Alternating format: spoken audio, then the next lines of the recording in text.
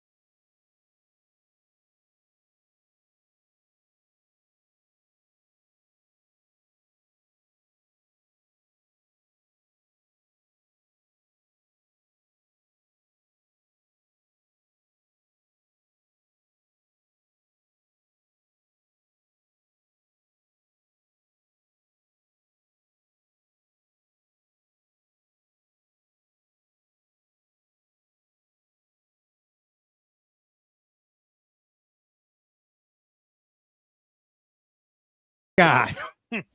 We need some audio in this thing to work. What's up, everybody? Welcome to another Hot 10. Again, McClay messing up the audio. We've got all kinds of new stuff going on. Yeah, there's Stein trying to scare me. Take two, right? Yeah, take two. We got a big show tonight, you guys, and we got a lot of stuff going on that, we got some new things. We're going to talk about some NYCC books. And then, we've got everything else. But, man, we have got a lot to talk about. I've got some new technology that I'm trying out. And we're trying to update the old stuff as we go. There's all kinds of new updates going along with StreamYard and OBS and Premiere. And it's crazy. And for some reason, I don't know why, but our YouTube viewers is not... There we go. Finally. Jeez, get that thing working. 84 live. 84, baby. 84 at the beginning of the show. Appreciate all you guys. Yeah, super cool. We got this. It's a new thing. Check this out. Look at that. Nice. Yeah, you guys can't see this. Only the people that are watching can see it right now. But this is a new little thing that I get to bring up your guys' chats. So it gets to see your guys' pictures and everything. So make sure you guys put in an avatar so we can see it from now on. But pretty cool. 84 live. Okay. Yeah. It's cool stuff, man. And then, of course, we've also got all the other goodies going on, like normal. But I'm going to restart the audio just like that and get going in this. Right back. We're going to get going in this. Look at that nice new hat. Tops Lids hat. We talked about that. That looks good. It does, right? like it even has the 1993 written on the bottom. I opened the pack Wednesday. Damn. And What'd you do? I pulled a Riley Green rookie and a Volpe rookie. Nice. Yeah. Nice. And Who then was your refractor? There's a refractor. Every pack I've seen had a refractor. I did not get a refractor. I feel ripped off now. I thought about going to my store. Yeah, I thought about going to the Lids and being like, "Yo, if I just give you $20, can I get like 5 packs?" So what are these packs? What are they? What are you guys talking about here? Oh, so what, you buy those lids, the Mitchell and Ness, they're $50, and you get a pack. Yeah. So. Oh wow, that's cool, man. Yeah. So there's 3 cards, and the hats are on sale or you buy them for like $50, but you can sell the packs themselves sealed for $50. Oh wow. So if you want a free hat, you can get a free hat that way. That's awesome. Yeah, but I'm greedy, and I wanted to see what I could pull. I wanted to see how lucky I was to see if I could pull a numbered card or auto. And I didn't even hit a refractor. And so make sure to check out last night's the Wednesday night show and see what you pulled. A lot of goodies in there. Yeah, it's already opened. So yeah, nice. All right, we're gonna start this off, you guys, with the big news of the week.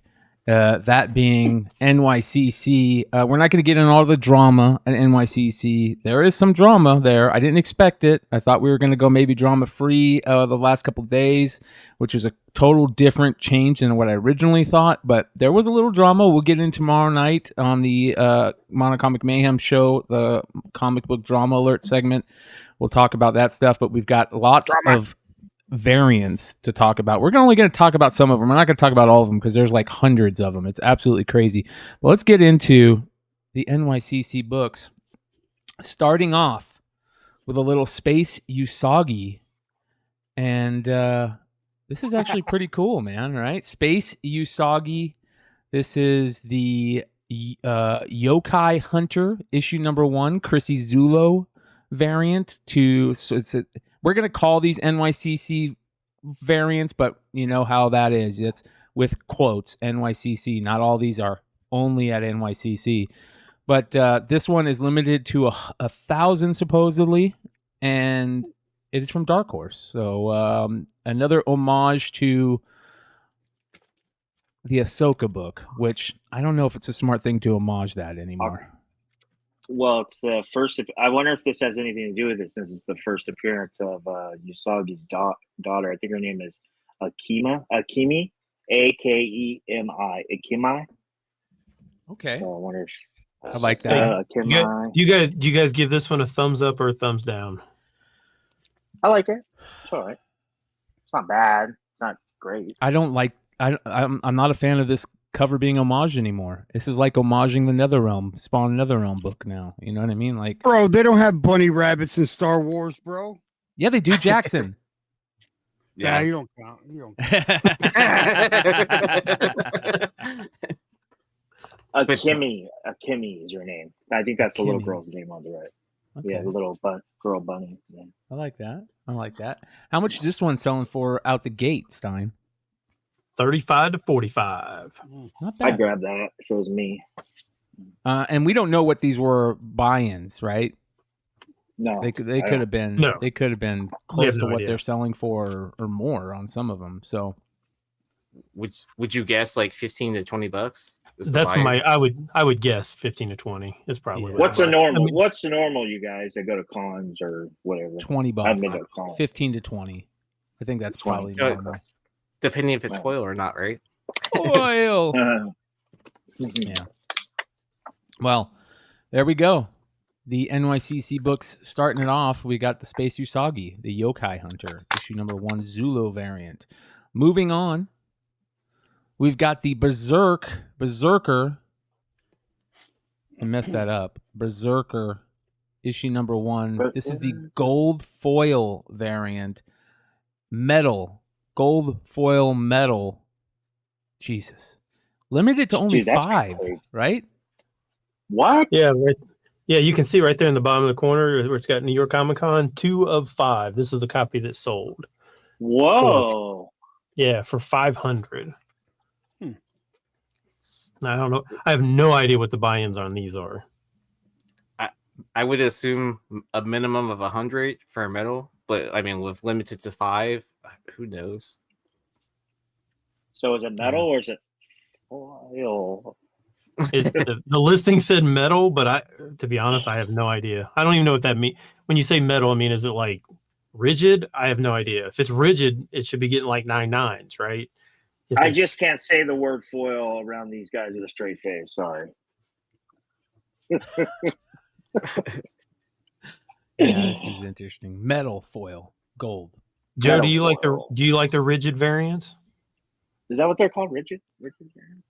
I'm just Man, I'm just rib tip or what? What is it? A condom? Hey, can you press metal covers?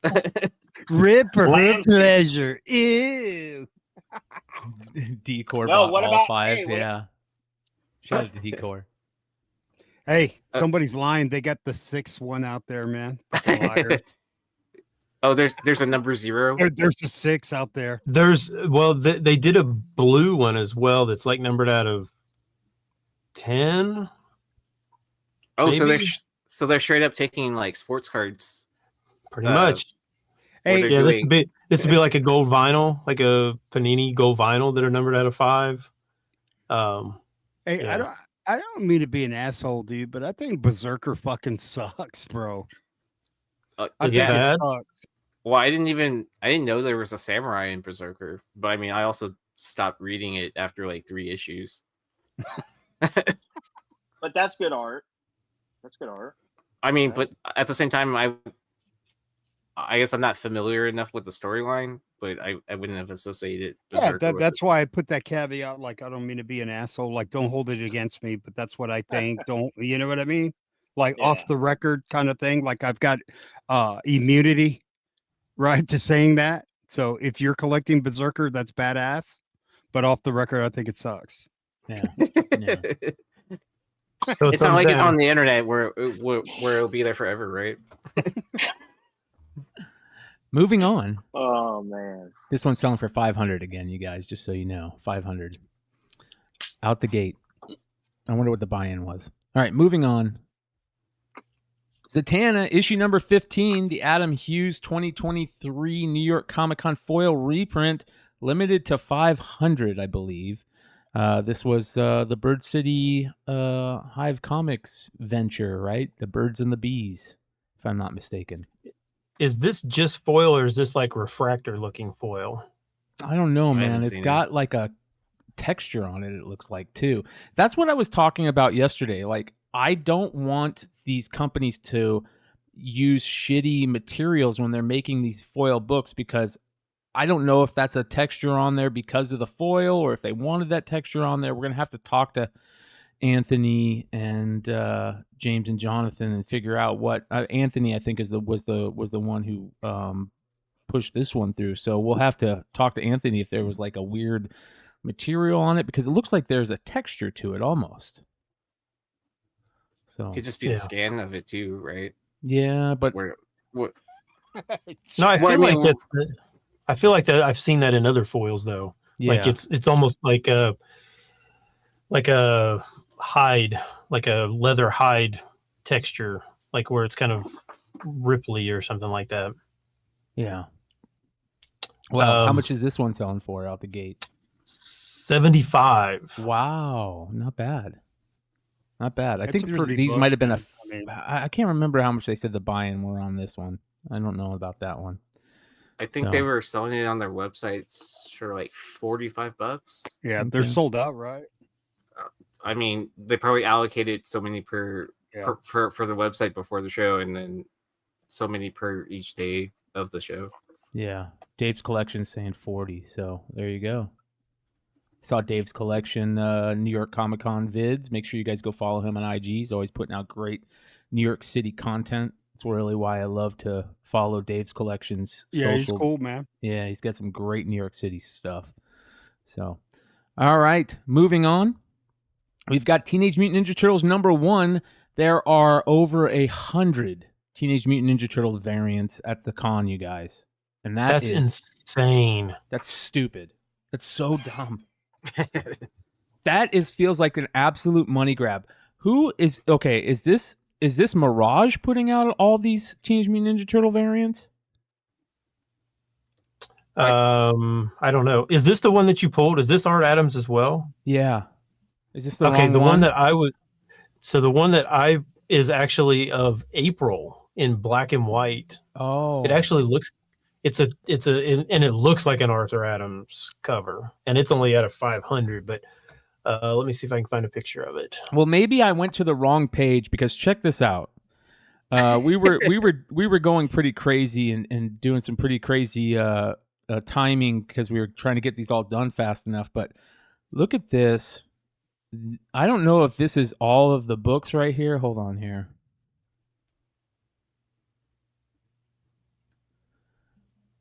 This is crazy, man. Holy shit. Yeah, dude. That's insane. Those are all turtle books. Yeah. All Turtles books. Look at this, dude. Man. There's only 34 of them on here, but there's more, I think. Here's another one. Let's see what this one is. Is this the one you were talking about? Nope, that's not it. All right. Oh, there's Echo, by the way. Let's see here. I'm looking for Art Adams. Art Adams. We just looked at that one. Sienkiewicz. Art Adams. So this one maybe? No.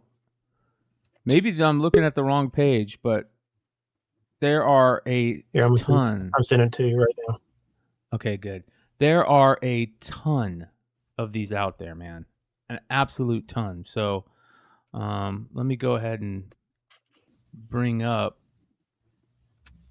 the one that Stein is talking about, because, man, there's way too many. All right, here we go. Ooh, I like that. Holy cow. I would much rather have it be this one. Damn, this is good. Look at this. Oh, I know who released this. Holy cow. Come on! This is SMZ. Do you guys not hear an echo? I hear it. Oh, is there an echo? All right. Hold on here. What about now? Check. Check. Check. All right. Okay. It's gone. It's weird. It wasn't you, Brian. It was all of us. Okay. Yeah. Anyways, Should that's be Yes. better awesome. now. That's a Yes. great fucking book, dude. That Yeah, book hell yeah. looks expensive, bro. How Yeah, much this is is a- that, Ben? $50. Oh, nice. Is that somebody's? Is that from Torpedo or what? No, it's from SMZ. It's that part of that 100 whatnot variants and SMZ. And So whoever. Whatnot is putting out 100 of these? No, 100 variants. They're doing 100 different variants for New York City Comic Con. You're right, but is this one tied to Whatnot? Because if it is, Yeah, I'm fucking I just buying said that. It's SMZ. it. Okay, well, I didn't hear you, Aaron. Quit picking on me. No, I'm gonna keep on picking on you. Wow, 100. Whatnot's doing 100 variants for the con? Yeah, I'm surprised you didn't hear about that. Oh my god, bro, that's gonna be on Drama Alert tomorrow night. Yeah, but 100%. the buy-in for this was $15. I should know. I bought out. I bought two. So shout out to Josh who gave us a heads up in the Discord, the Beyond Wednesdays Discord. Yeah, which Oh yeah, I that's wanna, right. That's right. That's awesome, man. I Hell want to yeah. remind That's still a everybody pretty book, dude. Damn it. about the Beyond Wednesdays Discord. We do have a Discord, you guys, for Beyond Wednesdays that if you guys want to check it out. Everybody that is feeling the burn and the pain from losing that other Discord can jump on over to the Beyond Wednesdays Discord, and you'll never have to worry about me kicking you out for saying the word cheesy. That being said, let's move on to one of the big ones, in my opinion. Musk versus Zuck, the Television NYCC variant, which is a color variant on the original San Diego variant, limited to 250, and I believe these were being sold by Hive and Nerdy Girl. So, what are these selling for now? 70. Not bad. Not bad. What in the world is this book even about? So this was the book that, so this is our buddy Television and Vinny Kumar working on this. And they did this for San Diego. So Tilla originally came up with a comic called Blank Canvas that he did at, what, C2E2? I think it was a year back or so. That was such a big book. And it was all AI. Not all AI. He used AI as a tool to help him create some of the art and some of the videos that he has that goes with it. So he wasn't that for the retailer summit? Okay, Comics Pro. That's what it was. Comics Pro. Yeah. So to do a second blank canvas book for San Diego, they just said, oh, at the time there, everybody was talking about the Musk versus Zuck fight. So Tilla went, you know what? I'm just going to do a book making fun of that and showing how the fight would work. And he made these videos that went along with it. And he, homaged the Neil Adams. It's a wraparound cover. It's got all kinds of people in there. And it was a real big hit at San Diego. So he did so they wanted to do, because everybody was asking about for extras, how to get this book. He decided to do a second printing, which is, he calls it the Superman color wave with the blue and the red. Yeah. And Chad K, man. Jesus yeah. Christ. And exactly. For the most part, Chad.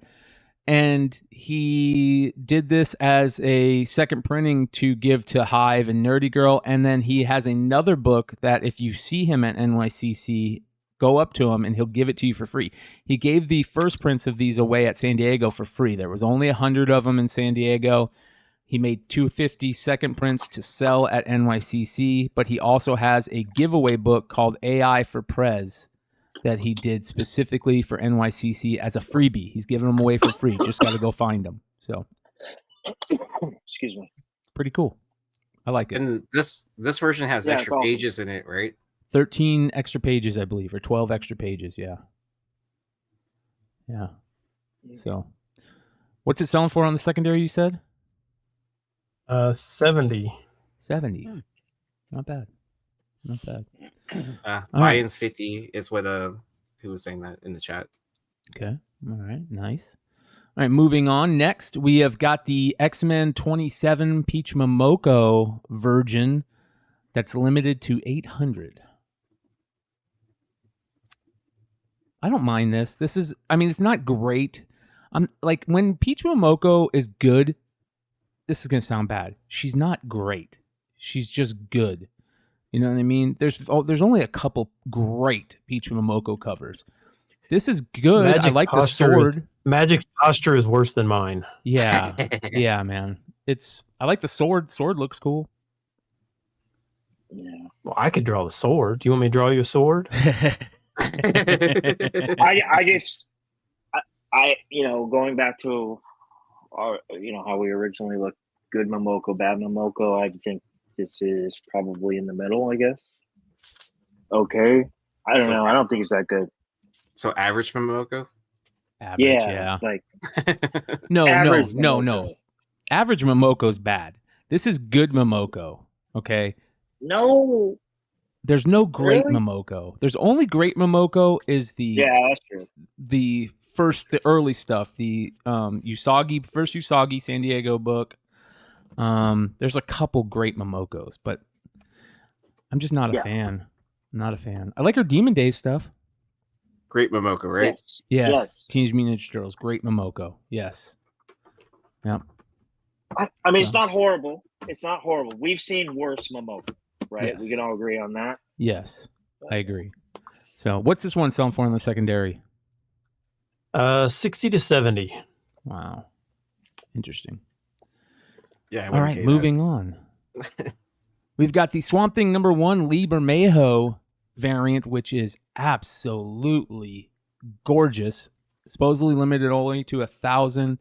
It's an homage to the Bernie Wrightson cover, and this is so damn. I thought the Bjorn Barons one was good. This one is knock out the park good. Damn. Yeah, I like Swamp Thing covers in general. So do I. I think maybe just because because his body is so it's so distorted and it doesn't have to be perfectly done, and it can just look gruesome regardless. Yeah, I agree. Right. I loved even the toys when I was a kid. They had Swamp Thing toys. My brother was super into them, and I thought they were so cool back in the day. That's awesome. Yeah. So what is this selling for on the secondary? This one is 65 to 75. 65 to 75. All right. So remember, guys, these just hit this weekend. So these prices are very, I guess, what would you call them? Volatile. They'll fluid. probably go up. Yeah, fluid. They probably go up over the next week and then drop over the next couple months. But if you really like something and you want to get it now, here are some of the prices you might pay now, but probably a little higher over the next couple days. This is Bermejo, right? Yeah, Bermejo. Mhm. Yeah. Yep. Yeah. Next, we've got The Mandalorian Season 2, Issue number 5, the Granov black and white variant of Ahsoka. Pretty dope. I mean, it's good, but I don't like it as much as the color variants. Yeah, I think we talked about this on a different Star Wars. just make just the lightsabers color, or do something different with just the lightsabers, make them glow in the dark, or just spot foil just the lightsabers or something like that. That would, I think, be more cool than just having two white lines going through there. Well, are her lightsabers white anyways? I'm just joking. Yeah. Yeah, but they could give them a little tint of blue. Yeah. Yeah. So, I like the color better. yeah. I like how they did the lighting on this though. That the lightsabers are actually like glowing. Yeah. Glowing around her. So it's cool to see that detail, but yeah, I agree with everyone else on the panel. The color. Why is she laying a lightsaber on her shoulder? Oh, she's seen how close she can get to it without touching herself. Okay. I mean, that's what I would do. That's what a Jedi would do, right? Yeah. Oh, shit. I'd light my joints with it. By the way, that would be a great movie plot to have somebody light a joint with. Did they do that in some Kevin Smith movie? I feel like that's a Kevin Smith thing where he lights a joint with a lightsaber. Yeah. Okay. So you guys are like Star Wars apologists. So, and I mean, I love Star Wars, but not like you guys. But how exactly do they justify like these lightsabers like cutting through like metal like they're butter, but then they hit other things and like they don't do any damage? Beskar armor. Yeah. Certain armor, bro. It's got to be strong armor, man. It's got to come from that. Isn't it from that one beast or whatever that they capture in Clone Wars, the cartoon? Yeah. That they get that armor that. I mean, like, okay, so like how can it go straight through somebody, but then on other times it just gives them a little cut? Like, that doesn't make any sense. When does it ever give somebody a little cut? Like on their like arm or something like that. Like they didn't get their arm cut off. Like if it goes straight through somebody, their whole arm, they should lose their arm. Oh, like when Count Dooku hit Obi-Wan in the arm, and it's something like that. Yeah, something like that. Like, why didn't he lose his arm? Like, because he was repelling the other way and didn't get the full hit. I don't know. It seared his clothes. Yeah. The force stopped it. I don't know. I would suggest people look for the color versions of this. But if you like it, you like it. It is what it is. Now I feel like I want to go back through every Star Wars movie, and every time a lightsaber doesn't cut through something, I want to clip that little thing and then be like, what is going on? Up the down. The strongest stars have hearts of Kyber. I love it, man. That was awesome. Yeah. I mean, if anything, Luke should have lost the eye, right? Looking down the lightsaber. Jesus. Guys, it's science fiction. Hey, so if you look at the eclipse tomorrow, do you go blind? Hell no, bro. You got to look at it through a black shadow mirror thing. Right, but have they called 911 on people? I was looking at the eclipse and I can't fucking see. I bet you they do. Hell yeah. Because tomorrow's going to be an amazing eclipse. It's going to be the Ring of Fire eclipse. You can look it up. It's you'll be able to see it. I know in Arizona we'll be able to see it really well. I can't remember the time, but it's all over the internet. Yeah. It's in the morning, 11 o'clock. So. All right, moving on. Next, we've got Addiction. The Addiction, issue number 1. This is the Art Germ variant, supposedly limited to 633 from ZQ Studios. Now, I know there's a little bit of talk about this book, like it was selling for a grip at the con from the person that was selling it, and maybe it was online for like half his price or something like that. I don't know. I saw something out of the corner of my eye type thing. Chat, let me know if you know of anything going on with this book. But another Art Germ variant from a interesting publisher. I've never heard of ZQ Studios. No, where did they come up with 633? Yeah, that's a good one. I like it. I like it. It's an odd one. To stand out, right? It's like we don't want to do 666, but we want it over 600 and yeah. Well, this one's selling for 80, so I think that's probably pretty good, actually. Oh, I remember this. Yeah, it's sold on eBay for 80, right? Mm-hmm. And I think you could buy it on the website for $25, 50 So bucks, there you guys something like go check out the website. It might still be available, you guys. Supposedly numbered copies at NYCC, but open order on the website. Ooh.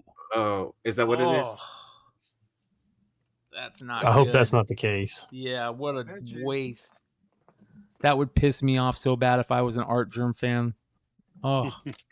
Well, yeah, and everyone was trying to decide what the difference was between the one from the con versus the one from the website, but I guess that answers that question.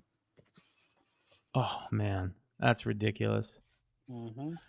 All right, well, we'll have to find out more about that as we move on. How much did you say this was selling for on? It's like $80? 80. Not bad. All right, next, Batman number 251 reprint. This is the Kirkham 2023 NYCC Virgin foil. And listen, I'm over this battle damaged stuff. It's not it. I see it now and I instantly go, ugh.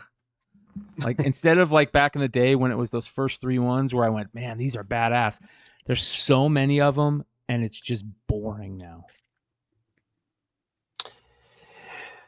Yeah, I don't know the point. Yeah. It doesn't make sense. I don't know the point. It doesn't make any this sense. would have been cool when that video game first came out. You know, what was it? What was that video game with all these DC villains? Oh yeah, Mortal Kombat. No, it was another one. Fuck, they made a comic of it. Oh, Injustice. Injustice, yeah. And Yeah. you used the Joker and he was knocked the shit out of everybody with that crowbar. Yeah. Oh Look yeah, how- and then you also pulled out a gun that said "bang" or whatever. Yeah. Look how dull the foil looks on this. I saw a video of this, like I think off of Kirkham's IG or this might have been another SMZ comic as well. It actually pops like the background because it's like black with the like red blood splatter. So I like this cover, but I'm not paying whatever they're asking for it, or nor am I gonna, waste my time like to go find it. Yeah. Yep. How much is this selling for, Stein? What is this selling for? Which book is this? 60 to 65. Okay. Interesting. Yeah, I'm not a fan. Not a fan. That's okay though. There's lots of fans out there for it. And they're buying it. All right, moving on. Sonic the Hedgehog 900th Adventure #1, the Clayton Crane variant, supposedly limited to 300. Clayton Crane also did another Looney Tunes cover as well. I don't know if like all of a sudden he's just like doing just a bunch of cartoons. But I mean, to his credit, like there's some Crane stuff I don't like at all. But I think he does pretty well with these cartoons. This doesn't look like Crane to me, I'll tell you that. No, it doesn't at all. I agree. Maybe he's changing his style so everybody will forget like he fucked that dude's wife and shit. He's like, I'm going to go to a bunch of kids' books. Yeah. I'm wholesome. I've changed. He's using AI and he just doesn't want to admit it. Yeah, I'm not surprised. This one's selling for 90. I don't know what the buy-in with at his site was, but I think his other books, they've had like a $40 to $50 buy-in. So I like this one a lot. Yeah, it does look like a Sega game cover, John. That's a great point. Sure. Looks like a Sega game cover. It's pretty good. All right, moving on to probably one of the, in my opinions, one of the best books at the con, even though it's one of those cheesy reprint covers. Batman 181. This is the Ariel Diaz Virgin variant, limited to 500 supposedly. And wow, is this beautiful. Absolutely gorgeous. So explain to me, because he's got a couple different ones. So I don't know why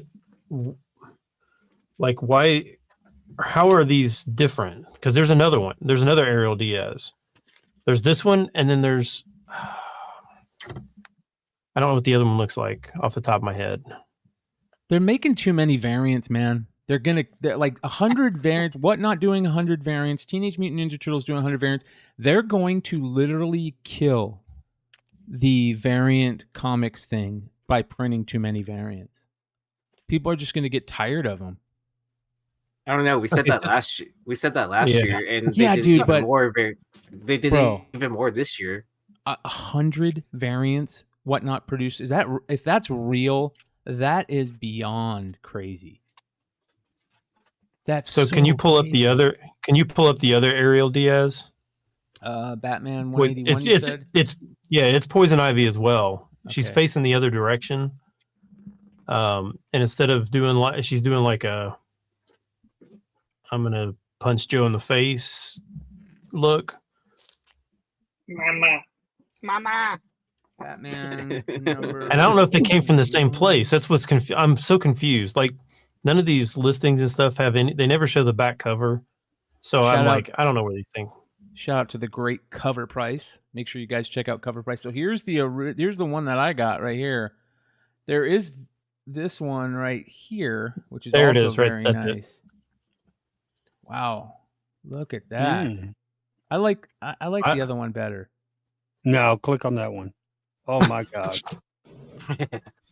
It kind of like has that Uma Thurman kind of look, man. Yeah, that's good. Oh yeah, Mama. But doing two covers for it, this is just too much, man. For the same issue, it's so strange. I can't figure it out. And it's an issue that came out. When did 181 come out? 1966. Like this reprint stuff is Is that homaging like the centerfold and shit like that? I don't know. I'm over it though. I'm totally over it. Yep. No. So basically, you can just expect every single key like to be reprinted within the next like 5 years. Yep. And they'll reprint them again. There'll be 10 more Batman 181 covers from different artists out there in next con. So, yeah. This is a great point. Chloe's Comic says, Swag says, I usually skip all the con hype in the variants. They get hot, you overpay, and then they drop. It happens every time. Yep. 100%. All right, moving on. That is all of the NYCC variants that we're going to spotlight tonight. But we have got... Now I was going to say, before Brian moves on to buy the dip, and I put it in the chat, and I wasn't sure it was going to sell before the show started, but there was a Spawn panel that occurred today, and the books just went live like just a couple hours ago, and one did sell for 500. What issue is it? Is it the McFarlane red autograph ones? Yeah, Spawn's Universe. Preview book. Yeah. So those are he talked about those on his IG the other day. They were signed by him, and because he couldn't be at NYCC because his son is getting married this weekend, he sent over a bunch. He sent over 250 of those signed in red, and he won't sign that issue in red again. He'll probably sign them in green or something, another color. But yeah, 500 you said? Yeah, sold for 500. Wow. Jesus. It's too bad that his son's marriage ain't gonna last. Oh, Jesus. That's fucked up, right? Yeah, that is fucked up. I was just playing. I feel like that was something that somebody's gonna. I feel like that's something that somebody would say in the OTR Discord, dude. Come on, Joe. Moving on to buy the dip. Where did we go? Hold on. Where did we go, you guys? I can't see us. Why can't I see us? Hold on, let me find us. But starting off, we've got the Masters of the Universe, issue number 2, Brett Booth and Val Staples variant. This is from 2004. Yeah, I've always thought that this is like literally one of the best He-Man variants out there. This one was really hard to find. Those MVCs variants are not easy to find at all. This was like a $350 to $400 raw book when you could find it. Then a copy sold last month for $110, and then this month or this week, now it said it was in fine, and I looked at it. The front looked great. The back, honestly, it had some ripples, which I don't think Joe could press out. And it sold for $63. Damn. Which is way, way, way below what this book should sell for.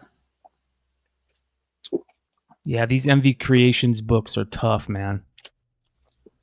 A lot of them are tough. It's an interesting book. Do you have any of these, Stein? You ever seen any of these? I had this one. Oh, yeah? I had this one, sent it to Leg back in the day. He pressed it, came back in 9.8, and then you sent it back to Leg. I told him to keep it. Oh, wow. Nice. That's cool. Because man. he's such a He-Man fan, and yeah. So he was like, yeah, okay, so we'll just I just won't charge you for the pressings, and I'm like, that's fair. I'm not looking to make money off of it, so I just Man, So cool. you gave him stuff, Stein? That's what good friends do to each other, man. They hook each other up. Hey, They look bro, out for each why do you other. think I asked for your address? I know. So, I'm just playing, man. I don't have a mailbox, and I'm post office. Post office people are like kryptonite to me. Ask Chad Cave and Keith playing cover tunes. Moving on. Okay. Darth Maul, issue number 2. This is the first, Cad Bane, right? Yep. It is dropped immensely. This is just a regular cover too. I like this. I like this cover too. The black. It's dope. I like the second frame. This book, believe it or not, last year peaked for 9.8, peaked at 800 plus. Wow. This book sold this week for an all-time low of in a 9.8 for $80. Wow, I remember dude. when Raws were selling for like at the minimum $80. God Yeah. damn, dude. I hope And Cad will be back. I hope he'll be back. That Is was that- a villain that you don't would go kill down. off. yeah, He I just needs agree. to be thrown in the Baka tank. Great. Whatever. Yeah, everybody getting that back to tank, dude, like a fucking bubble bath, dude. Yeah, for sure. Yeah, that's a hurtful. Like, I mean, I've bought some things before that have dropped a lot in price, but that's a big one. And I don't think we've seen the floor. I think it's going to continue dropping. I can see Really? this thing selling for about $65. Yeah. I mean, I wouldn't bank on it. I mean, that's actually a really good bargain if you have any faith in this character. But It's all about that Archie 601 oh Okay. shit. with the Cad Bane preview. Yeah, I like the 1 in 25. I like agree the with one West Coast Is Rob. that the AHA cover? Yeah. Good stuff. All right, moving on. Next on Buy the Dip, Vision, issue number 1 from the 2015 series. First appearance of Vision on this one. This one was a big book, but this was a great series too, altogether. Oh, yeah. Tom King killed it on this. Oh yeah. Yeah, this one 2 years ago peaked 9.8 peaked to this at 400, and this week it hit the lowest price ever. A 9.8 sold for $43. Damn, dude. Like, I would buy this one. I would. Yeah, I would buy that. That's a good one. $43? Shit. Hell yeah, dude. Wow. Yeah, I don't know. I mean, I will say that, like, when I'm doing these searches, like I say this every week, but those booby books they're everywhere, and yet they are selling still for like they're all over the place, and they're all selling for really high dollars. And I'm just thinking, I mean, they're selling for like way more than these books, like these keys. And I'm like, I mean, what are you guys going to do with those 5 years from now? Right? I mean, I don't know. It's so confusing to me. Wow. All right. Are you guys moving watching on. Loki? Oh yeah, yeah, it was good. What do you think? Did you see it? I haven't seen the second episode, but I thought the first episode was annoying and boring. Well, they Which had one, to set Loki? it up. It was a setup. It was they For had to Loki, set it yeah. up. Yeah. Oh man, All right. episode 2 was great. Okay, Yeah. good. All right, Yeah. all right. Because I'm like, I hope it's getting better than this, because this sucks. I got so sick of him doing that time thing. I was like, oh. All right, moving on. Spoiler. You We've never got seen Harley- someone like meth up before? Yeah. Harley Quinn issue number 1, the Del Auto pink variant. Oh man, this book. I remember when this book came out. Holy cow. Oh, what is yeah. our back? It's still a Man, banger, bro. There was so much controversy around this thing. Uh-huh. Like, I don't remember. I mean, I do know. I remember who the retailer was on this, but man, you talk about a lot of variants. Remember, this Harley Quinn had a boatload of variants on this thing. And like every store in the country had an exclusive on it. But weren't they doing something real weird with how they distributed these? And it was all messed up with those pinks. But Yeah, they were doing like a promo. There was like a promo. something. Like that.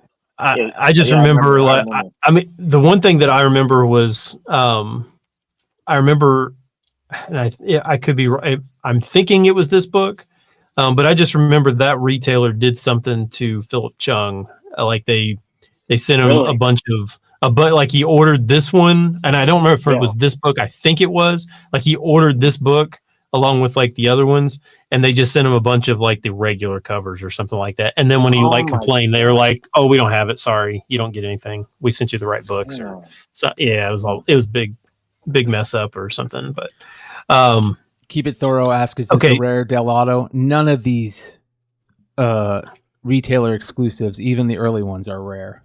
Period. yeah.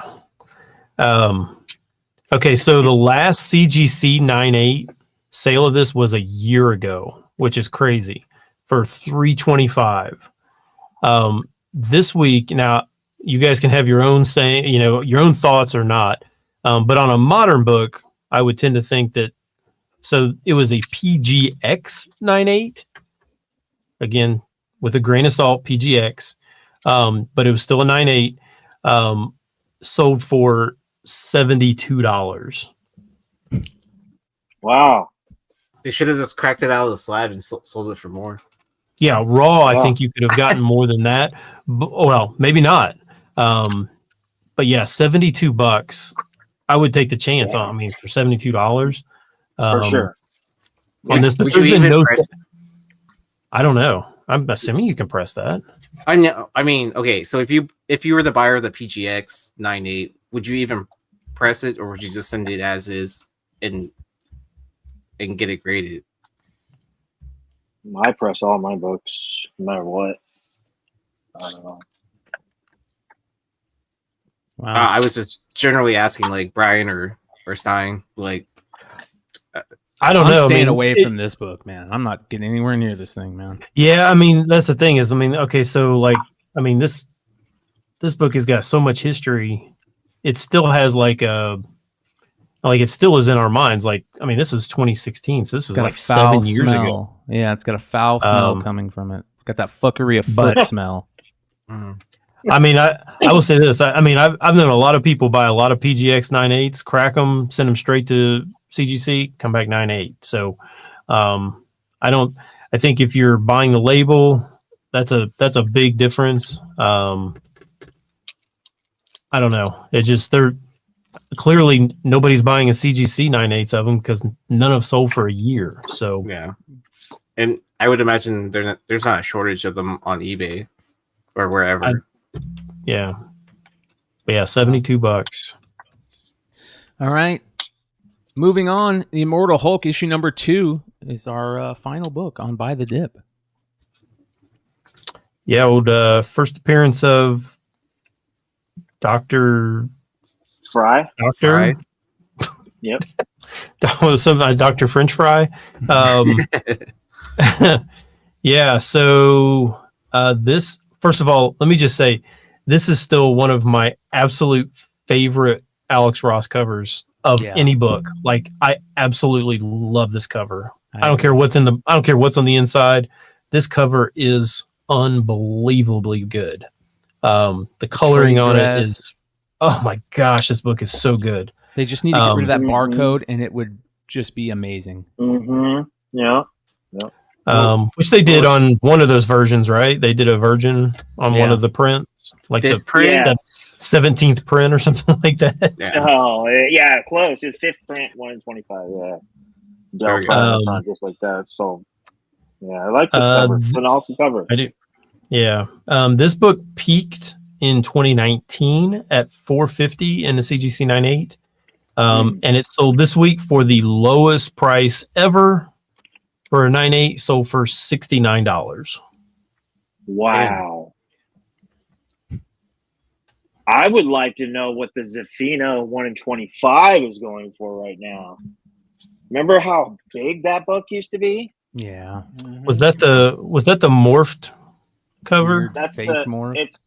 It has the Immortal Hulk face, and he's like breaking through a wall like this. It's pretty badass. Oh yeah. Okay, I remember that. Yeah. I remember when that came out. That book raw was like $200-$300 all over eBay. It reached up to like $350-$400. I didn't check prices during pandemic, but yeah, I mean that was a big book at one time. Crazy. Well, that is By the Dip, ladies and gentlemen. Make sure if you're interested in any of these, keep an eye out for them. And make sure to go sub up to Richie's channel, Spec Media. You'll find the link below. He is close to 1K, or we're trying to get him to 1K. And once he hits that 1K, we have some crazy giveaways, including this crazy giveaway right here. This is so cool. This is so cool. So shout out to Heineken Jones. Make sure you're subbed up to Richie's channel to help him get to 1K. So I will be, Heineken Jones and I will be giving away this book for that. So sick. Yeah, that's a sketchbook, a Sozamika sketchbook, right? Yeah. So this is her art book from San Diego Comic-Con last year, and it's signed in green. That is so cool. Yeah, like. He even wrote in the note, he's like, feel free to keep whatever you want. And I was like, oh man, do I keep this or do I use it for something to benefit someone else, or help someone else out? So I was like, let's get Richie to 1,000. So amen. So yeah. Again, that's what friends do for each I'm other. gonna be working with Aaron. We'll probably be doing a show or something. Me and Aaron will work it out, and we'll try to get Heineken Jones. Is it Heineken Joe? Right, Heineken Joe. Heineken's Jones. Jones. Yeah. Jones. Yeah, I always talk to him. I always talk to him on here. I just forgot, but yeah, we'll get together and we'll figure out when we'll do it. And I just was telling these guys backstage, I'm freshly unemployed again, so I'll have a little more time for content. I'll be having some content coming up on my channel. I have videos already cut, ready to go. I just need to make the thumbnails, the images for cards, and we're going to get back on the live streams for the spec stuff you guys like. So there we go. All right, let's get into it, you guys. The Almost 10.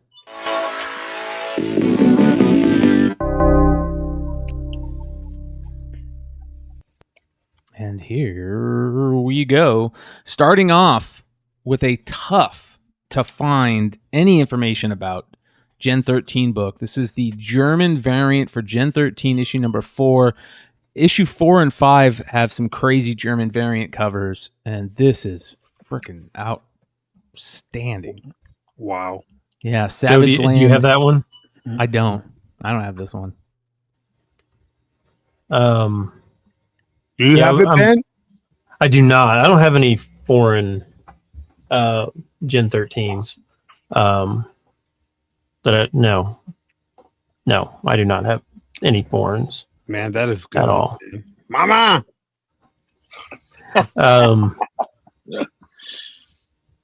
This one was about a $30 book, and now it's sold for $50 this week. I don't know how rare it is. I mean, so if you guys are like international people or whatever, maybe you can tell me how rare this book actually is, because I don't know anything about it. Yeah. Up the Down 7 says, damn, we're putting foreign variants on here now? We've always put foreign variants on the Almost 10. Yeah. Not a bunch, but Not a bunch, they do pop no. up from time to time, for sure. Yeah. I don't know anything about this. I had a hard time finding information about it. I want to know when it really came out. Did it come out in 95? Because I couldn't find out anything. The original came out in 95. But I don't know, and I'm trying to think. I don't think I've ever seen this cover anywhere else. Now, I could be wrong. I could have easily missed it somewhere else, but I don't remember seeing this anywhere else. And I don't know if it may be interior. It's interior. Well. Yeah, it's interior. Is it interior? Yes, 100%. There's a couple on eBay right now. I think I'm going to have to buy one. Can we assume if it was made in the 90s that it was like way overprinted? Well, if you remember, I think issue number 5 of the regular series has a Savage Land. I call it Savage Land, but a Savage Land. Fairchild, a Savage Land Fairchild cover, but it's not like this. So this image was a centerfold. There we go. On said book. Okay. Well, not only was it that, check this out. So somebody was lucky enough to have the color proof. They bought the color proof for this. Let me show you this. There we go. And had J. Scott Campbell sign it. So they did do a color proof for it. But yeah, it was a centerfold, so there's not going to be original cover art for it. So, pretty good stuff. Wow. Cool. Yeah. Cabal! All right. How much did this sell for? 50. 50. In raw condition. Yes. There's a couple for $37 and $39 on eBay if you guys want it. There we go. They All are right. not ours. We are No. not selling this book. No. And it's gone. No, sure. Are you serious? Somebody bought it? Fuckers. No, I'm just joking. I don't know. I just sold something on eBay. Wow. No, I'm joking. So it says that it's a trade. It's a trade paperback, I guess, foreign. I don't know. Before I buy any foreign, I'll ask International before I buy any fucking foreign, dude. Yep. For I sure. agree. No. Thanks for everybody His that's saying inbox it's is prob- printed in 97. So, His inbox is probably exploding right now since we're talking about the book. yeah. All right, moving on. Bloodstrike Assassin issue number 1 from Image in 1995. Now, this is very interesting because it does have a variant to this cover. It's a Rob Liefeld variant that I'll bring up here in a second. But what's very interesting about this, if you guys follow Rob Liefeld's IG, he recently put out a proof of concept for a movie that they are going to option Bloodstrike to do a movie. And he put out a proof of concept for it that the director that he's working with did. So that we might be seeing a Bloodstrike movie coming out soon. Oh, okay. I'm sitting there. I'm looking at this thing going, okay, like a CGC 98 sold this for $100. And I'm sitting there thinking, how? Like, this is like a $5 book at most, like for like a, near mint copy. Like it should, there's got to be 250,000 of these things out there. That's the variant? Yeah, this is the Liefeld variant. Oh, that's I Look at couldn't tell those it was arms, Liefeld. bro. Holy cow, dude. Looks like a fucking Conseco, bro. Yeah. Jeez. well, look at his leg is like a freaking plumbing pipe. Like It looks like a missile, a torpedo. Yeah. holy cow. It's a Deadpool on HGH, bro. on the cream and the clear. So the first thing that surprised me was that you said that someone had this graded already. I know, right? Like this is actually graded, but then it sold for $100. Like, and I'm sitting there going, "There's what? I don't $100 on this? Like, okay." But maybe if he did post on, I don't subscribe to his Twitter or whatever you said you found it on, or X or whatever they call it now. If they did a movie, this movie would suck. Well, do you guys want to see what the proof of concept stuff looks like? I'll show it to you. Yes. All right, here we go. All right, so let's go to Instagram here. And let's put this on pause. And bada bing. Let's go check out our buddy Rob Liefeld's Instagram because he is a beast. And where is the proof of concept? Where is it? Where is it? Reels, maybe? Did he do a reel for it? Like every character looks like Major X. Yeah, here we go. Look at this. This is the proof of concept for Bloodstrike right here. That's pretty cool. Looks like a video game. Yeah. That's how they kind of do proof of concepts now. Yeah. So what he said about this is pretty interesting. He was doing something else where he ran into this guy who does all the directing and stuff. It says, when taking a comic book from page to screen, there are always hurdles: screenplay, screenwriters, talent that attach and move on. It gets old really fast.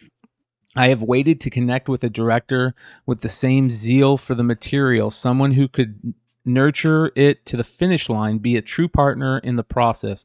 I met Phil Silvera on the first Deadpool film. He had just completed, it says here,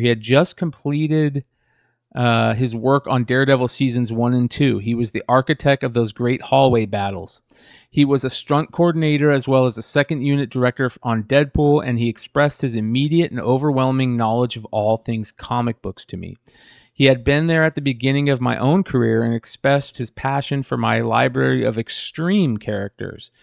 There was one that stood out above all of the rest, Bloodstrike. He told me we were going to make a film together, and he meant it. During the pandemic, we got serious, and he said he had a few jobs that he had to complete before he could turn his full attention to Cabot and the boys at Project Born Again. He promised he would create direct a proof of concept for Bloodstrike, showing me his exact approach. Here is your first glimpse at Bloodstrike as we work on our way towards a cinematic experience.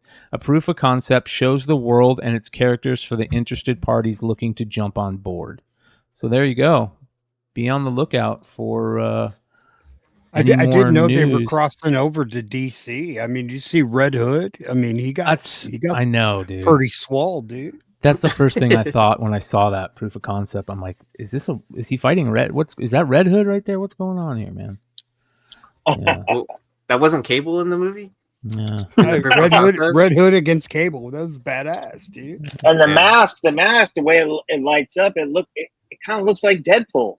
Deadpool, Red Hood, whatever they want to steal, you know. All right, moving on. Well, This it'll be interesting cool, if this continues to catch any heat. $100 for a 9.8 of this, like you said, with how many copies are probably out there. Yeah. All right, here we go. Go Team Adventure: The Art and Making of the Venture Brothers. This is a hardcover that Dark Horse put out in 2018. This is sweet. Yeah, this is like obviously homaging like Goonies, right? Yeah. Yee knows this. I don't know anything. I know nothing about Venture Brothers at all. But he was like, "Oh, that's awesome." Yeah. So it's Adult Swim. Yeah, it was an Adult Swim show, and then it was basically like a parody of like Johnny Quest and all that. So if you have never seen it, like, it's the best definitely check Adult it out. Swim show ever. Yeah, it's hilarious, and then like just like the storylines that it goes down, like following like every episode, like it just gets more and more funnier, like, or gets to be more of like, what the F am I watching? But it's in a funny way. Yeah. Is it an homage? Is it homaging Goonies or is it homaging Danzig's other punk band, Misfits? It looks like Goonies because the font. Yeah, but maybe when did the Misfits logo come out? Like this doesn't look like 77. Maybe Goonies was homaging. Maybe Goonies homage that. I don't know. But this just remind like my first thought when I looked at this, I thought of Goonies. Yeah, I get you. Oh, I can see the Misfit skull now, though. Yeah. But the show is like a parody of like Johnny Quest. Is like the best way I can describe it. Like, we need a prequel to the Goonies called the Fratellis. Dude, that would be insane. That's actually a great idea. I think. Yeah. I got a lot of ideas, dude, man. I would totally watch that. So Hated Carew says, or whatever it is, Carew says it's on Venture Brothers is on Max. Oh, okay. So maybe I'll have to check it out then. It's so good, Stein. So good, dude. What is is the character Mr. Girl, or what is the girlfriend? What is that character's name? It's a female that sounds like a man. Yeah, the female that sounds like super hot. Yeah. I just thought of this right now. Could you imagine a young sloth? Yeah. Right? If you did the prequel. Hey, you guys! Dr. Girlfriend. That's it. Yeah, Dr. Girlfriend. Okay, there we go. So he's like this little kid with this huge head. He's like, hey, guys. Fucking badass, dude. I wonder how much this was at the gate. This probably had to be like a $30 hardcover. I would think it was either $30 or $40 cover price on this, but this week it sold for $380. Wow. Not bad. Not bad at all. All right, next. We talked about this one in the market report the other night. This is a ghost book right here. Daredevil issue number 1 from 2011. This is the Neil Adams 1 in 75. Yeah. Well, this came out at the same time as that Ghost Rider Neil Adams, right? Yep. Yeah, this is Chip Zdarsky. I think it is. Yeah, right? Is the run. Yeah, the writer run. The 2019. Yeah, 2011. Oh, was it 2011? Yeah, I didn't know it was that old. Maybe it isn't Zdarsky. Yeah. So earlier this year, 2 separate 9/8 of this sold for $800. This week, a raw copy sold for $609. Whoa. Hey, Joe, did we talk about this yesterday? Yeah. We did? Mm-hmm. I thought it did. Yeah. On the market report. We talked about it on the market report on Wednesday. Oh, it was the market report? Okay. I wasn't sure if we talked about it on Long Story Short, too. Yeah, I thought we covered it on Long Story Short. So is there not that many listings or it's not that many sales? Like, why is it so ghost? It's the number 1 issue, right? It's like I said. I mean, it's kind of like the same Ghost Rider from that same that Neil Adams had. That it just for whatever reason. You're talking about that Alejandra Jones, the first female Ghost Rider one. Yeah. I got you. The Neil Adams. It's on the bike or whatever. That's like that's like a 1 in 75 too, right? Yeah. So they're both, and they're both Neil Adams. So that's why I was thinking this came out at the same time, but. Wow. Super hard to find in a high grade, bro. Super hard. Okay, I just went through our Long Story Short slides. We didn't talk about this yesterday, so people can't. So it was on the market report. Yeah. So people can't shout collusion. So no, Brian had this on Wednesday. Okay. All right. Well, moving on. Next, we have got a sick Scotty Young cover. Darkstalkers number 6. The cover B is a gorgeous Scotty Young variant. Holy cow. I've never seen this, and this is beautiful. Yeah, this is from 2004. So this is a long time ago, Scotty Young. This one's not... I wouldn't say that this is the hardest one to find, but it is a B cover from Udon. So, I mean, they're not like all over the place. Dude, that's fucking awesome, dude. I've never seen that book, man. Some of these Darkstalkers covers are great on 90% of them. Yeah, this one's really good. But this was like a $25 to $30 book before, but this week it sold for $50. Anytime I see that Capcom logo, I geek out. I love that Capcom logo. It immediately makes me get nostalgia. You know what I mean? Yeah. So cool. I love style that Scotty Young does like this, where the characters are a little bit more elongated and stuff like that. Yeah. It's damn good. Hey, Brian, did they do Double Dribble too? I can't remember. I didn't the same people that do Double Dribble did Blades of Steel. Yeah, I think so. So. I remember Double Dribble. There was like a glitch where you could automatically score. 3-pointer. Yeah, dude, right in the corner. From the corner. Yeah, the corner. Hell yeah, baby. Double Dribble is Konami. Yeah, Konami, right. Son of a bitch, that was the game, dude. Fight. Yeah, Blades of Steel. Fight. Yeah, I love Blades of Steel. That was such a fun game. Me too. All right, moving on. Savage Dragon issue 137. This is the Obama variant. Now, there are like 4 different printings of this Obama variant, but this is the first printing. I like the red background one the most, but here we are. Me too. Yeah, me too. I like the red. Yeah, the only thing that I dislike the most about this book is Obama's shirt is super wrinkly in the midsection, but then is like perfectly starched on the top. Yeah. Well, he pulled his shirt out for a quickie, man. Pulled his shirt out and then took it. It looks off too. The shirt looks off. Well, it's something with his arm too, right? Yeah. Like who's standing? It's the like middle that? of the shirt. There's something weird. But maybe it's a bulletproof vest. It's a great rendition of Obama. I mean, it looks like Obama, that's for sure. Obama wearing a Republican tie. Awesome. Yeah. Yeah.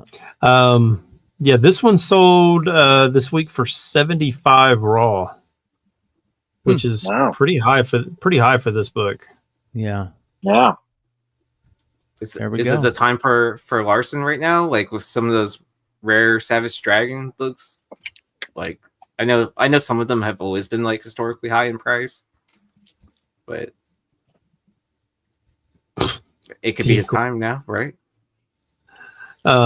Yeah, I mean, I don't know. I'm not a huge Eric Larson fan in general, but yeah, I mean, some of these Savage Dragon books are. I mean, they literally didn't even make, like, a lot of them don't even make the top like 350 on Comic-Con. Like they're on Comic-Con, yeah, are like non-existent. I mean, like there's probably less than 1,000 copies of some of these. Image just is like, oh, he's a legacy guy. This is a legacy character. We'll just keep putting them out. If he keeps writing them, we'll keep publishing them. If McFarlane doesn't watch out, Savage Dragon's gonna end up being the Spawn record eventually, right? Spawn ever stops, yeah. Yeah.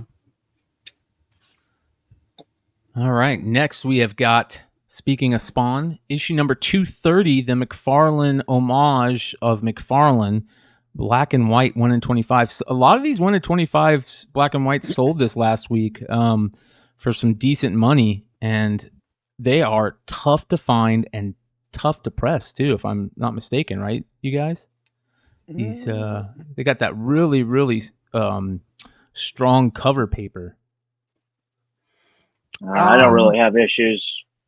But, the only thing I do come up with white is sometimes, for me at least, on white moderns, all white covers of moderns, if there's something on there like shelfware and starts building up, you got to be really, really light, because the gloss can come right up with your soft eraser, or if you're using a tissue or whatever. But usually they're pretty easy. Actually, they're really easy to press. Well, the only reason I say that is because I sent a couple of these off to, I think, Big Leg or Trey back in the day, and they got back to me saying that they couldn't really help it out because I have a corner crunches on these, and they're like, "Yeah, sorry, it was just it was too hard to press those out." So maybe I need to send it off to get repressed.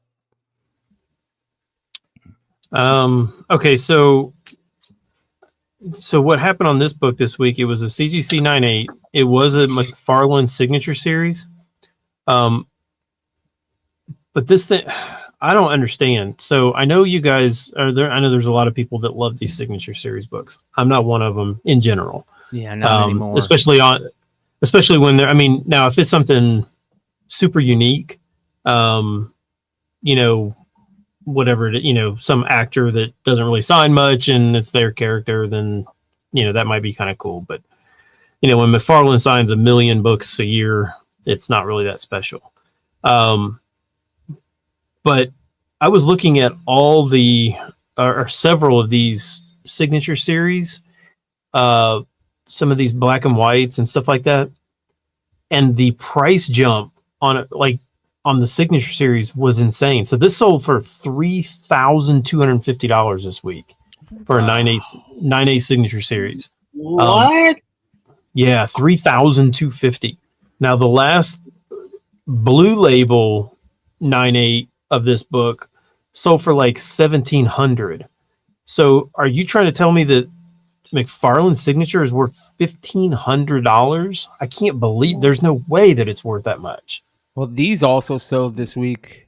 The 227 raw sold for $633, and the 226 9.8 signature series sold for $1,175. So tough books, man. I wouldn't. McFarlane is signing so much now. For those of you guys that might be new to the hobby in the past couple of years, McFarlane's signature was really coveted because he didn't sign very much, and he never did signatures like CGC signings, none of that. And it made his signature worth a lot. Yes. And now he is signing everything. I mean, I saw a video where he signed like 1,000 Hot Wheel cars. He signs all day, every day now because he's making money on it. The motherfucker is signing like he's gonna die tomorrow. You know what I mean? It's crazy. But then he creates an artificial scarcity on his signature series books, right? Where he only does like a signing in like red. one. Well, no, at CGC where the only time you can get a yellow label, right? It's like once a year, every 3 years or something like that. You know what I mean? Like where he creates a scarcity for signature series books, but then people just like this last signature series thing he had at CGC, he had like 20,000 books or whatever he had to sign or something crazy like that, where it was like pallets and pallets and pallets of books, and it took him not only like a full week, but he had to fly back in to continue to finish the signing. Yeah, and they dropped in price that weekend. I remember everything just dived because he added to the census like twice the amount of signed books. Do you guys think artists are pussies if they start crying that they've been signing a lot and they're tired? I don't know what to think about as that. Opposed to like people that work outside in 110-degree weather and like drilling on the street and shit like that. Of course, anybody that cries about working hard that works in AC is a pussy compared to somebody that doesn't. Absolutely. That being said, I know that this is a big issue because for the most part, artists and creators used to sign for free.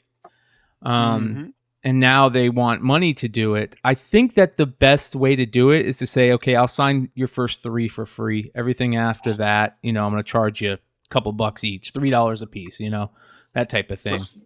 I think it's fair when artists charge people that have like CGC witnesses or CBCS witnesses. I think that's a fair assessment because people that are getting raw signatures and stuff like that, they're collectors. Like for the most part, nine times out of 10, right? Yeah. Or if they have it personalized, can you sign it to Aaron from Todd? Right, that's somebody that's truly a fan, right? Oh yeah. You know, I saw a video of Keanu Reeves getting mad that he had to sign a book, and he goes, "Fuck, man, let me do it." I think he was buying some jewelry, and he scribbled on somebody's magazine and threw the marker. It was fucking awesome, dude. Can you make it out to eBay? Hey, I saw like Louis said you get him to sign a book he hates. That would be special. And I know he has like certain books that are off limits. But do you think that there is a way to, I don't want to say trick him into signing, but I mean you could cut out a window and then wrap the cover that cutout and if you did it just right, you wouldn't even see it. Yeah. And then he could sign in the window, and then you just pull the fake wrap. Hell yeah, Ben! I like the way you think, man. Right? I mean, you could put it anywhere. I mean, even if it was like a Spawn book that he's like, I'm never signing that Spawn book again. But you could get another one that has even if he signed it on the Spawn logo to where that's where your cutout was just on the logo. But having that book that he won't signed and yellow labeled, that would be kind of wouldn't it be crazy? He called you house. Hey, this is Todd. I'm over here at CGC. Don't think I didn't know what you were trying to do. I'm not sending you. I'm not sending you. I signed it as Rob Liefeld. That's when you're not getting your book back, Ben. That's when you send the book backwards, so it's the back cover, so he doesn't see the front, and then it's in that window, and then because I doubt CGC would care, right? Yeah, they don't give a fuck. Wow, interesting. That's a big sale on this book. This is a big book, big book. All right, moving on. Our final book on the Almost 10 this week, Far Sector number 5, the Warren Lau variant. A great new Green Lantern character on the cover. Well, not new anymore, but back in 2020. Okay, why is this book so hard to find? It's a great question. There's only been 3 sales in like the last 2 years on this book, and there are none listed. Was this around that time period when DC started? Charging an extra $1 for B. I don't know. Maybe that's when COVID was popping off, dude. That's the week COVID just went bonkers. Right there in the middle of March. That's shops weren't ordering as much. Right, 100%. That's exactly what this. I remember this 100%. Thank you. That's what it was. Great job. Thank you. Okay, so this one might actually be pretty hard to actually low print. And this was back when most of the shops weren't ordering B covers, right? They were just ordering A covers. Because I remember at one point, everybody during that time period was like, just grab the B covers because they're rare. Shops weren't ordering as many of them. So, I know this one sold for $50 this week, and it's just a B cover. Wow. Really? Yeah, it's not it even is our just a first B cover. appearance either. Yeah. It's like our 5th appearance. Oh, staff, go back. Get the other one. Wow. All right. That is the Almost 10, ladies and gentlemen. Make sure to go check out Beyond Wednesdays, where we stream live every Wednesday and Saturday night, plus have multiple shows that are dropped every week. We got the industry show and all kinds of goodies that are coming up. Got a lot of things in the works, and we have a good time over there. So not only check out the channel, you can find the link below. You can also find the link AOA just dropping it in the chat, live chat.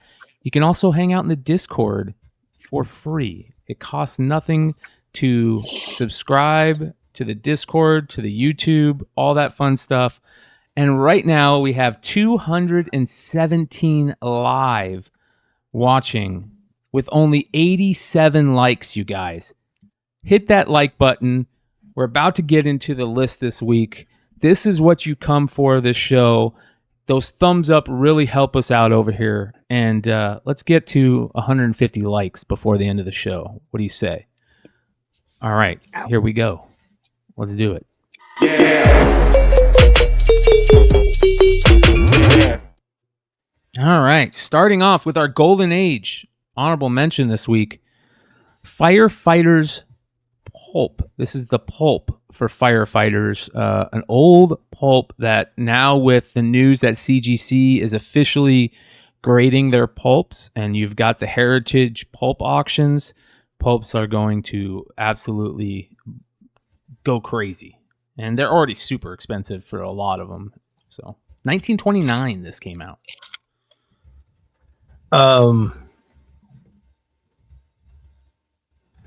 Yeah. So this was listed on Heritage. I'm interested to see how because I know the preliminary pulp cases that they had were like trash, like they were terrible.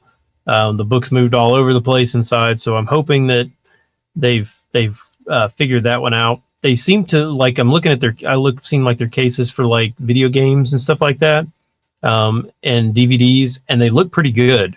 So I'm hoping that that means that these cases will be pretty good as well. I'm sure it's hard to get a case to fit these pulps because a lot of them are different sizes, and thickness is, some of them are really thick, some of them aren't that thick. They're all kind of all over the place. So I'm sure it's not logistically, it's not the easiest thing to do, but this one was on Heritage this week. The write-up on it said that this is the first one that Heritage has ever had in their possession, and they noted it as probably only a few copies of this may exist. You know what's weird about this is that it's from 1929 and it's got the swastika on it. Now that swastika looks off to me. Is it the wrong way, or is it just because it's blue? But man, that was way before. I mean, when did the Nazi Party start in Germany? Was it the early 20s? Is it backwards? Like it looks backwards. Right? Yeah, it looks reversed. I didn't even see it. Yeah, until you said something.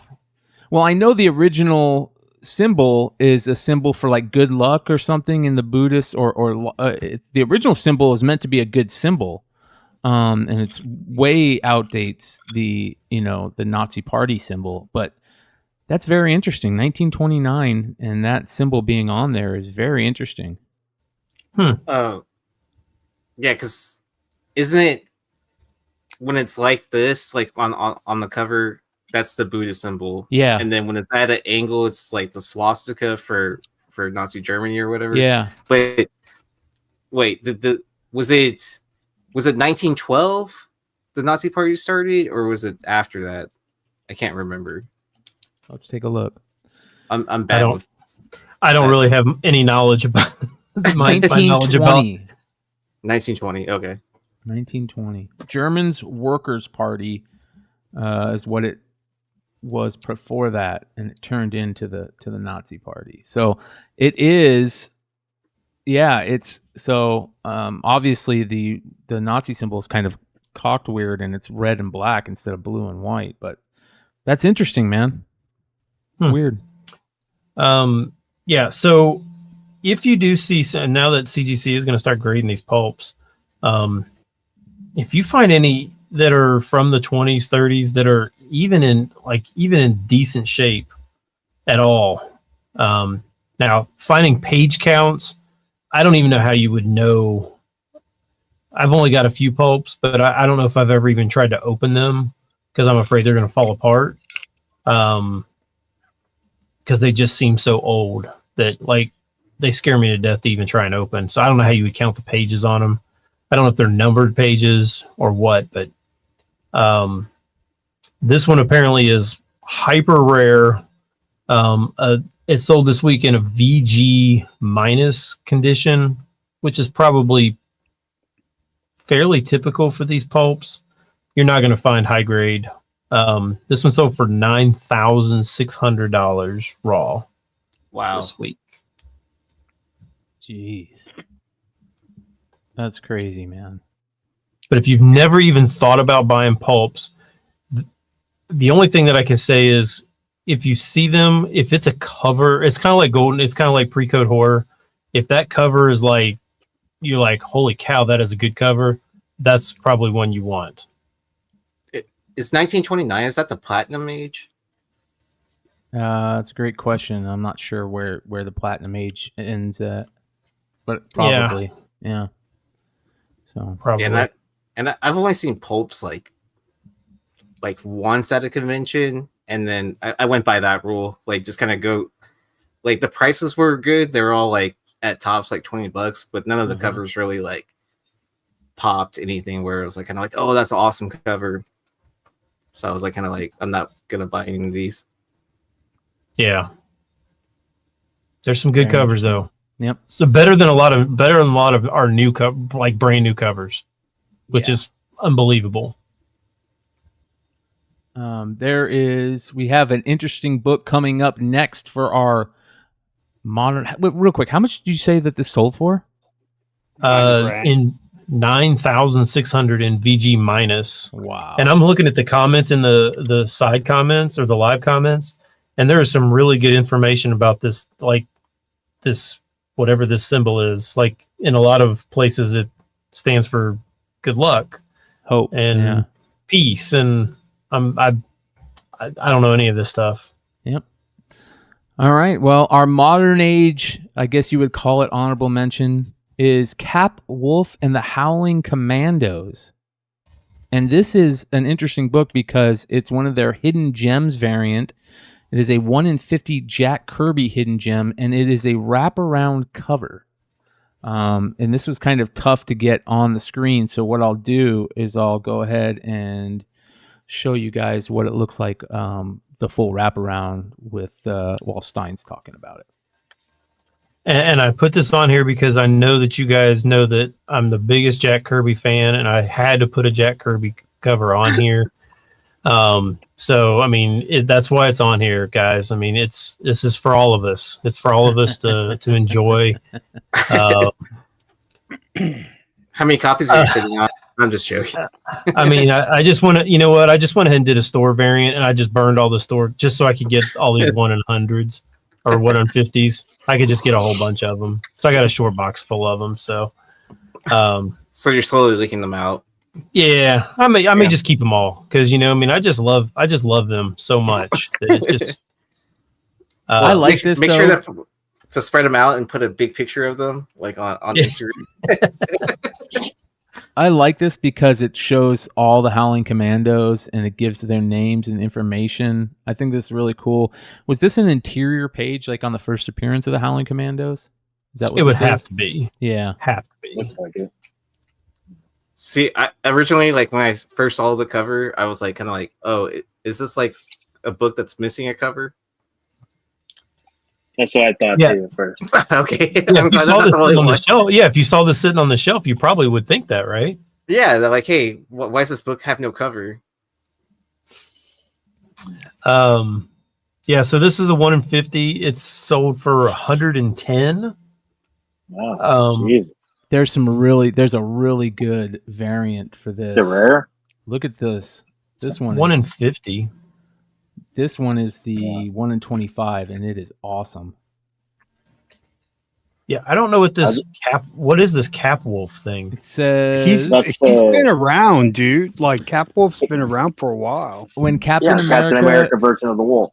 is transformed into a werewolf on the front lines of World War II, he'll need the help of the Howling Commandos to take down a band of Nazi cultists who intend to use supernatural forces to turn the tide of battle.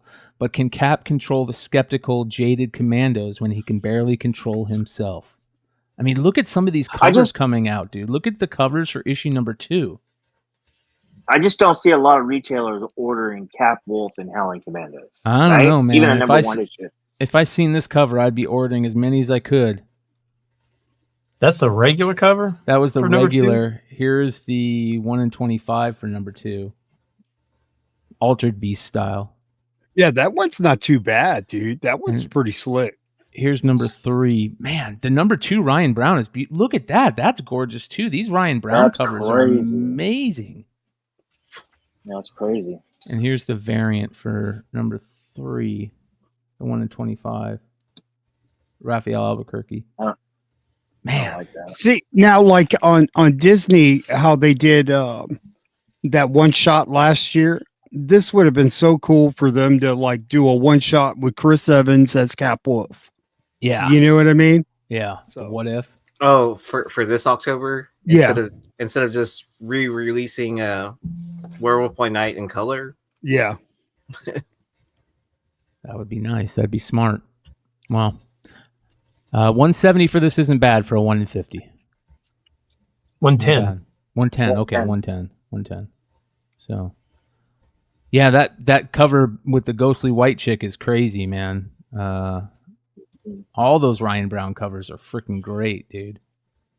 Yeah, They're absolutely beautiful. I mean, that issue. This is issue number 2 right here. That looks so good. Yeah. If anybody's asking, I love it. yeah, I love it. Welcome to the show, Mr. Vanguard. Thank you for joining us live. Thank you for the storm. Hell yeah! Happy All right, Friday you the guys. 13th. We've got 225 watching live, and only 104 likes, you guys. Let's get to that 150 spot before we call it a night, and let's get to the number 10 spot this week.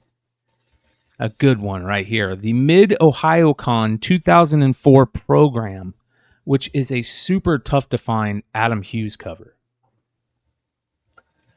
Yeah, thanks to Josh, International Comics, for shooting this over to me. I have never seen this. There was no prior sales for the last 2 years. None. Like zero sales. I've been looking for this for years, Stein. Years. And now this week there was 3 of them that sold. 3 different ones, which is crazy. That it hadn't sold for 2 years, and like no sales for 2 years, and then 3 sold this week. Anywhere from between $100 and $200 for this. Yeah. Wow. Jesus Christ. There's the OG. There's the original art right there. That's dope right there. Yeah. Man, that is beautiful. Hey, the 3 that went on sale, were they all the same seller? I don't know. Maybe he might have maybe just had 3. I don't know. Well, He's actually the guy that used to run the show, right? yeah. Probably. Yeah. He's got a whole box of them. It's probably Adam. He's gonna show it. He's gonna show an Instagram post of 750 of them this week. Like, look, haha! I'm gonna sell them all at once. Yeah, that's going around lately. All right. Next up at number 9, the number 9 spot, an oldie but goodie. Cyberpunk is on the list. I couldn't believe that we were going to have a Cyberpunk book. Cyberpunk 2077, The Trauma Team, issue number 1. This is that book that everybody went crazy for when on FOC back in the day. Oh, man, everybody was going crazy for this. When I saw this book on his list in the pregame in that backstage, I was going to tell you, Brian. Remember this book? Yeah, that was what, like, Chris. was this like 5 years ago, 4 years ago, 2020. Something like that? Like 3, 3.5 So years. almost, yeah, it's almost 4 years ago. Did this comic release before the video game, or was it after? Remember there was all that fuckery with it where I think it got released early or something or late. I forget, there was some type of fuckery with it. If I'm not mistaken. I don't know. This week, CGC 9.8s were only about $50 for this. They went up to 100 plus. Raws shit. were like $10. Now they're 20 to 25. Oh, wow. Nice. I need to go see if I still have any so I can sell some. Oh, I have at least 4 or 5 from Flipside. I got to go digging though. Jeez. Well, you remember the variant was the one that really blew up. Yeah. Right? Mhm. Wasn't that the exclusive from the publisher, Brian? Yeah, it was supposed to be limited to 300. Limited 300. Yeah, that was the one that blew up big time. I remember that. Until someone finds like more copies at the headquarters, right? Mm-hmm. Man, Yee has turned into our resident cynic. What are Oh, you talking have about? I? We're full of them on this show, brother. I know. I know. We're all cynics. That's okay. Yeah. Well, let's move on to the number 8 spot this week. Batman issue number 609, the first appearance of Thomas Elliott, who becomes Hush. Classic Jim Lee cover. Yeah, that whole Hush run was so good. This was like 25 to 30. Now it's 40 plus raw. 9/8 went up from 125 to 160 to 175. I think somebody mentioned that he was going to be the villain in.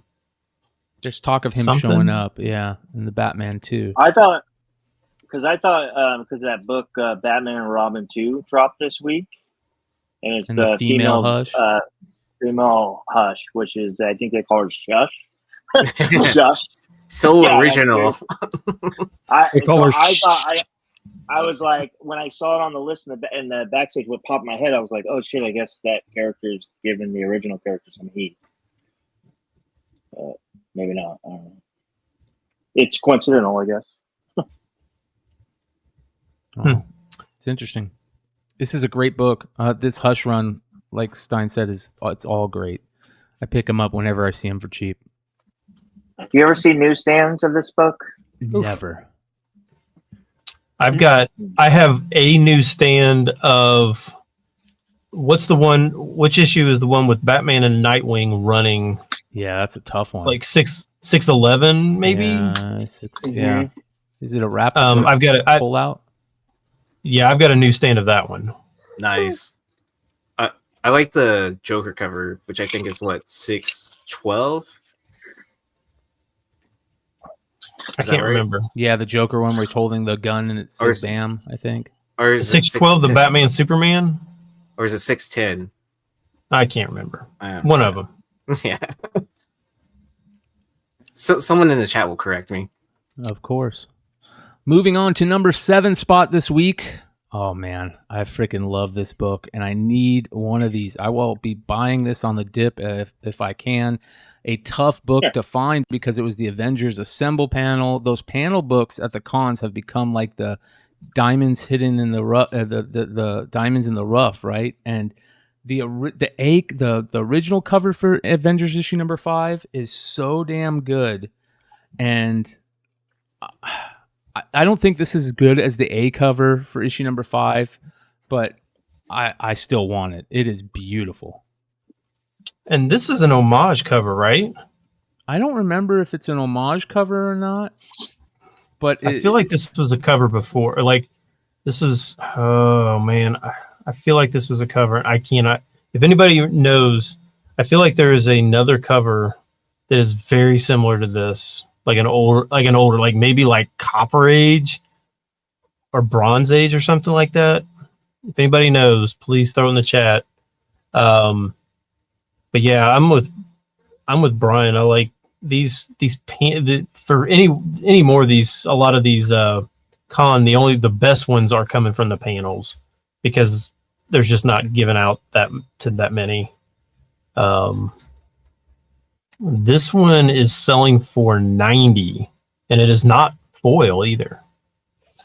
Oh wow!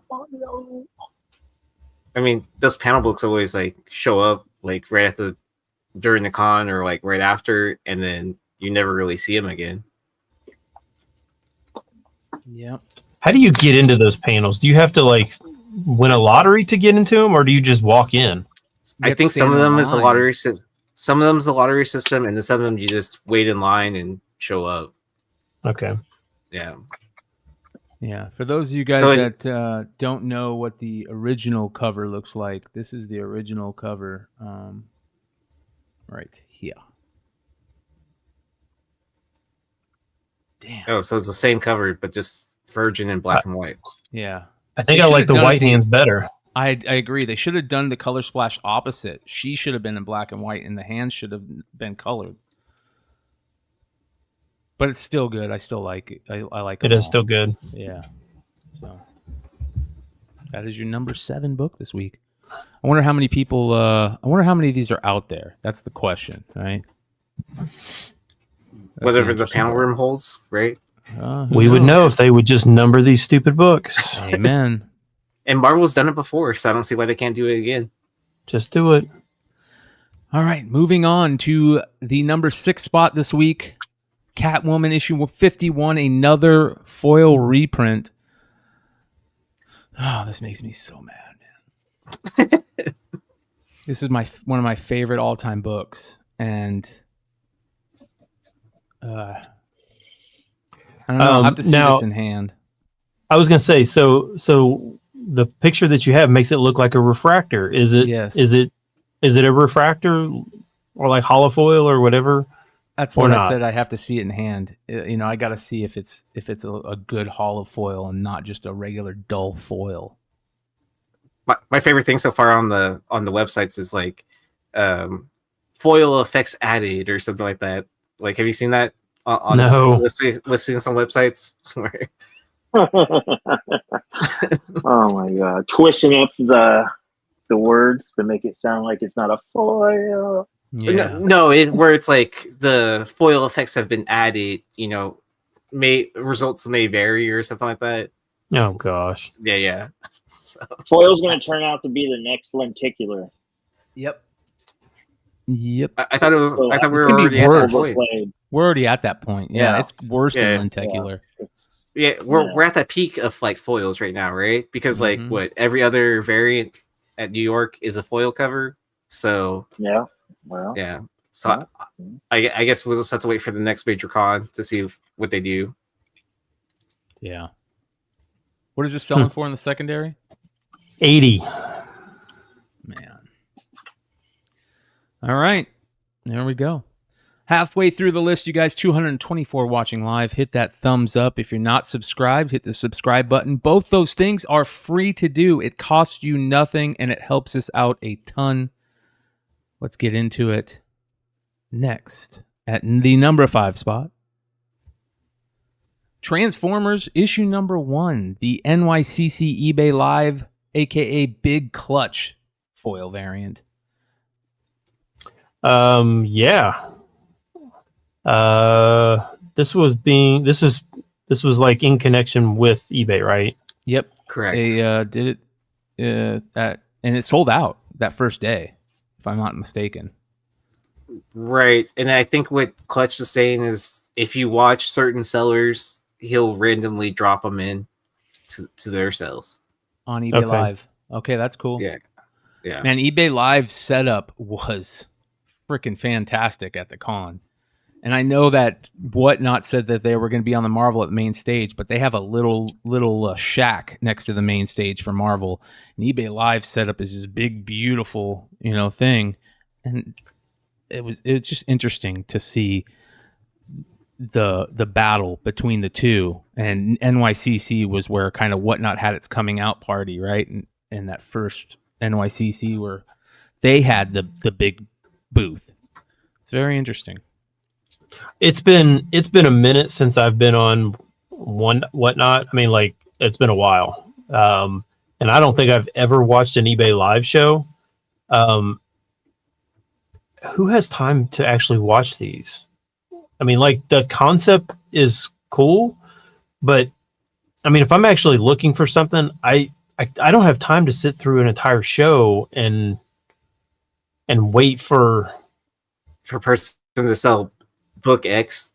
Yeah, like that. I don't even know for sure that they're going to sell. That's why eBay Live is so nice, because eBay Live, you don't have to wait. You could see everything that they have coming up, and you can buy them.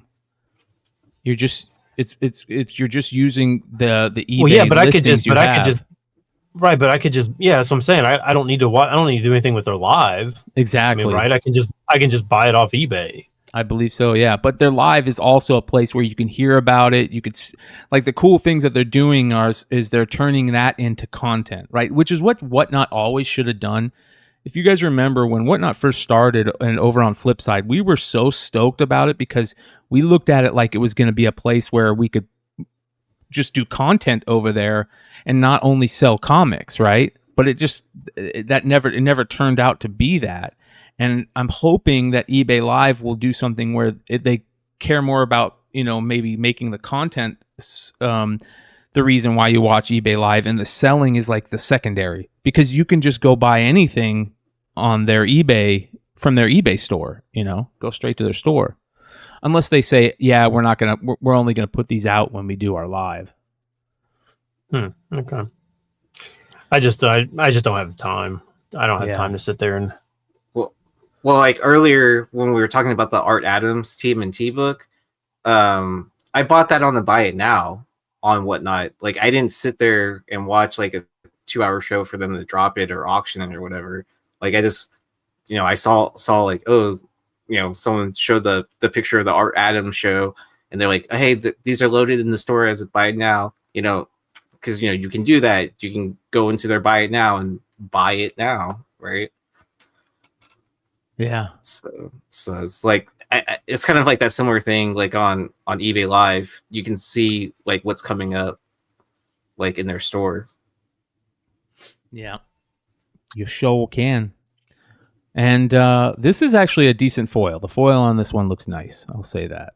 I like the gold foil to it, kind of look it has. But again, another foil book. Yeah, but then Clutch showed it to us like what before the con, right? Yeah. Oh, you have one right there. Oh. That cardstock on it like adds to it a lot. Yeah. See how nice the gold foil is on that? It's different than the dull stuff that's out there. But how much is this selling for on the secondary? $115. What was it what was the buy-in? Does anybody know what the buy-in originally was? I'd love to know what that is. Not 115. No, that's for sure. Yeah. I think people were saying in the chat, was it $50?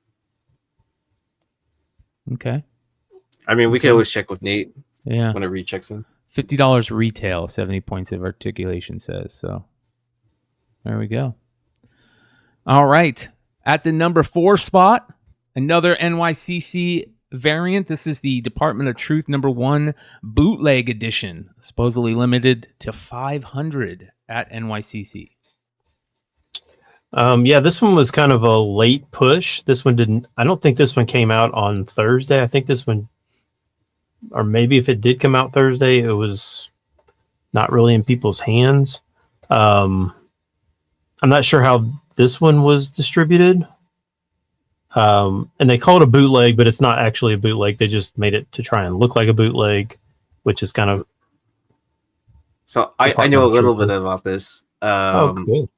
So one of the retailer stores is releasing so many per day on the con floor. You could also attend, if you're a part of the Tiny Onion Club, you could attend a panel where you were guaranteed to get one of these copies, and then the panel was at a bar. I think it might have been Thursday night, or it might have been Friday night, or tonight. I can't remember which one. And then they printed this book with a printer in New York to give it that authentic bootleg feel to it. Nice. Oh man, is it the man, the myth, the legend? Oh my gosh! What? It's a Friday night with the. Oh my gosh! What's going on? I ain't been in this motherfucker in a long time. Can I still? Oh my gosh! Can I still curse here? Is that all right? Of course you can. We got a drunk late Mighty Mel V. Yeah. We always love the drunk Mighty Mel V. No, I got no words. I got no words. Not today. Not today. I looked down. I saw your picture down there in the thing, and my heart like skipped a beat. What's going on? I saw the refrigerator, and I knew exactly who it was. Yeah, man. Just want to come by and say hello. Make sure that the people know I'm still alive. How come I don't see nothing? Oh, it's because I changed it up. We're at the Department of Truth #1 bootleg edition at number 4, Mel. Yo, I'm gonna talk some shit like this shit though. Shout out to Drew for one of the comics, because walking the con floor this year, it felt so weird. Like I didn't. It's usually my Super Bowl. You know what I'm saying? But this year it was like, fuck am I doing here, bro? Like, so I want to give a big shout out to Phil. I want to give a big shout out to Drew for one of the comics, because he came through. So I was like, he said, yo, follow me, man. I'm straight with the box. Like, yo, listen, Phil, I'm not buying no photos, bro. I'm not buying no poop books. I'm not doing that. He's like, nah, man, I got you. He's gonna stand in his tinny line. Got you. So Drew put me on his wing.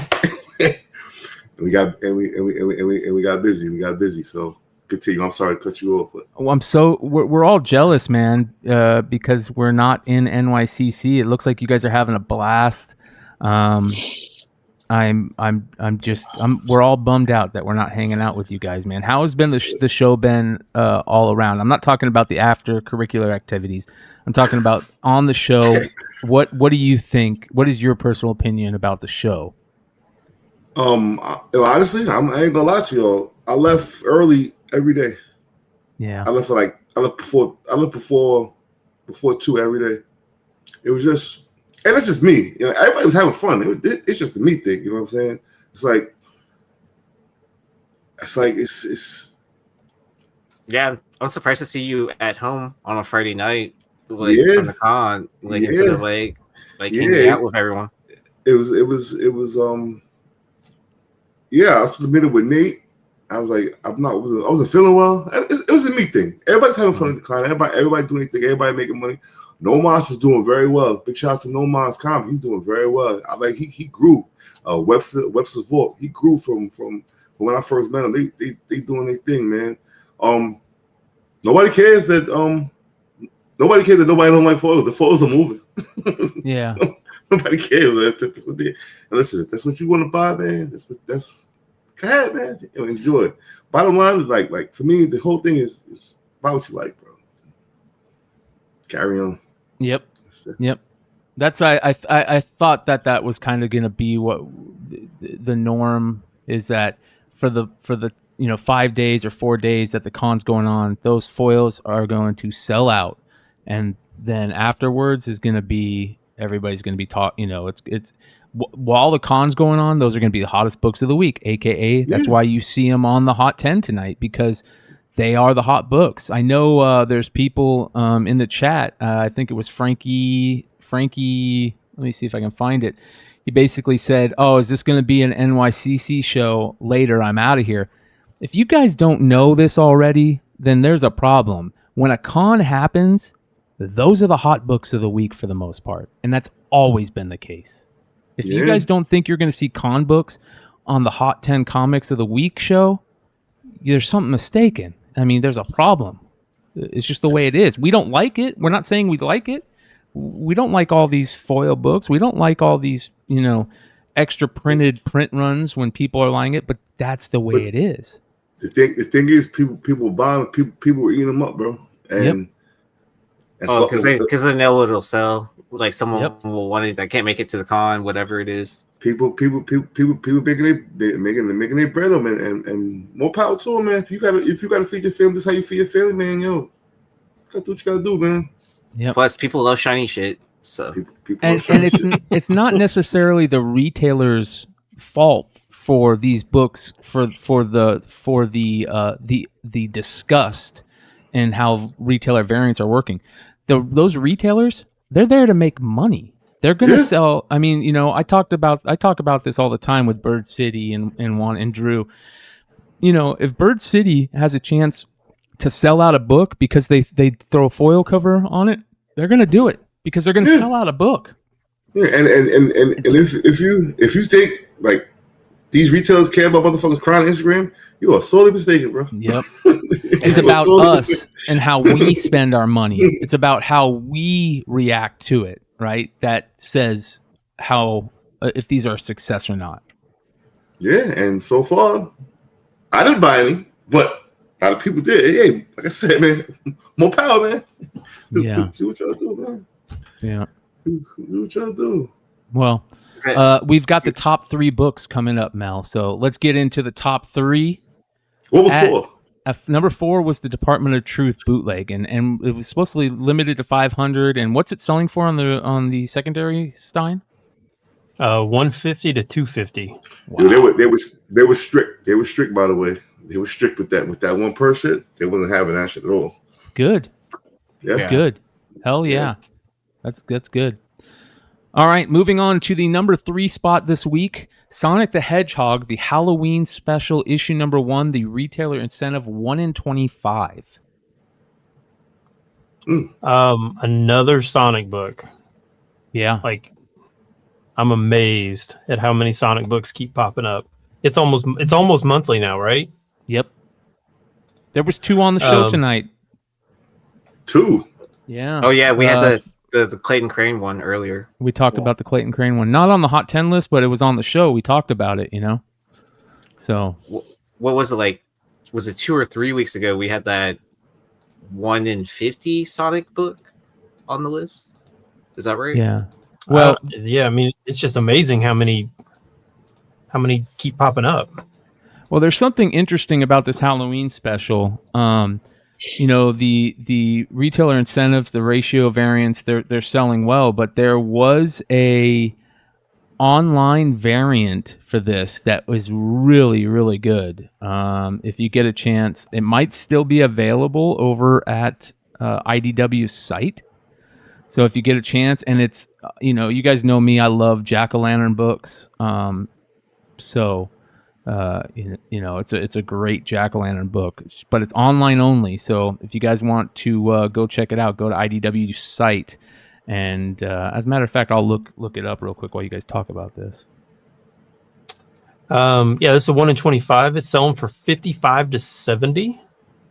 Wow. I don't necessarily think it's the best.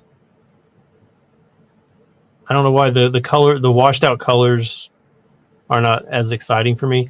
I like that one. It's sold out. So this one was available up until yesterday, and this is just really, really cool Halloween. It's got the jack-o'-lantern Halloween bag thing and all the characters in there with some candy, and online exclusive. So congrats to They're everybody. waiting for your line, Nil, since you're back on the show.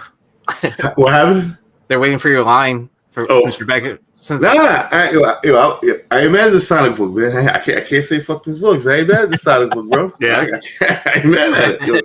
Sonic, My Little Pony, like every 2 years or so, My Little Pony goes through its wave, and then everybody just buys My Little Pony, then they stop.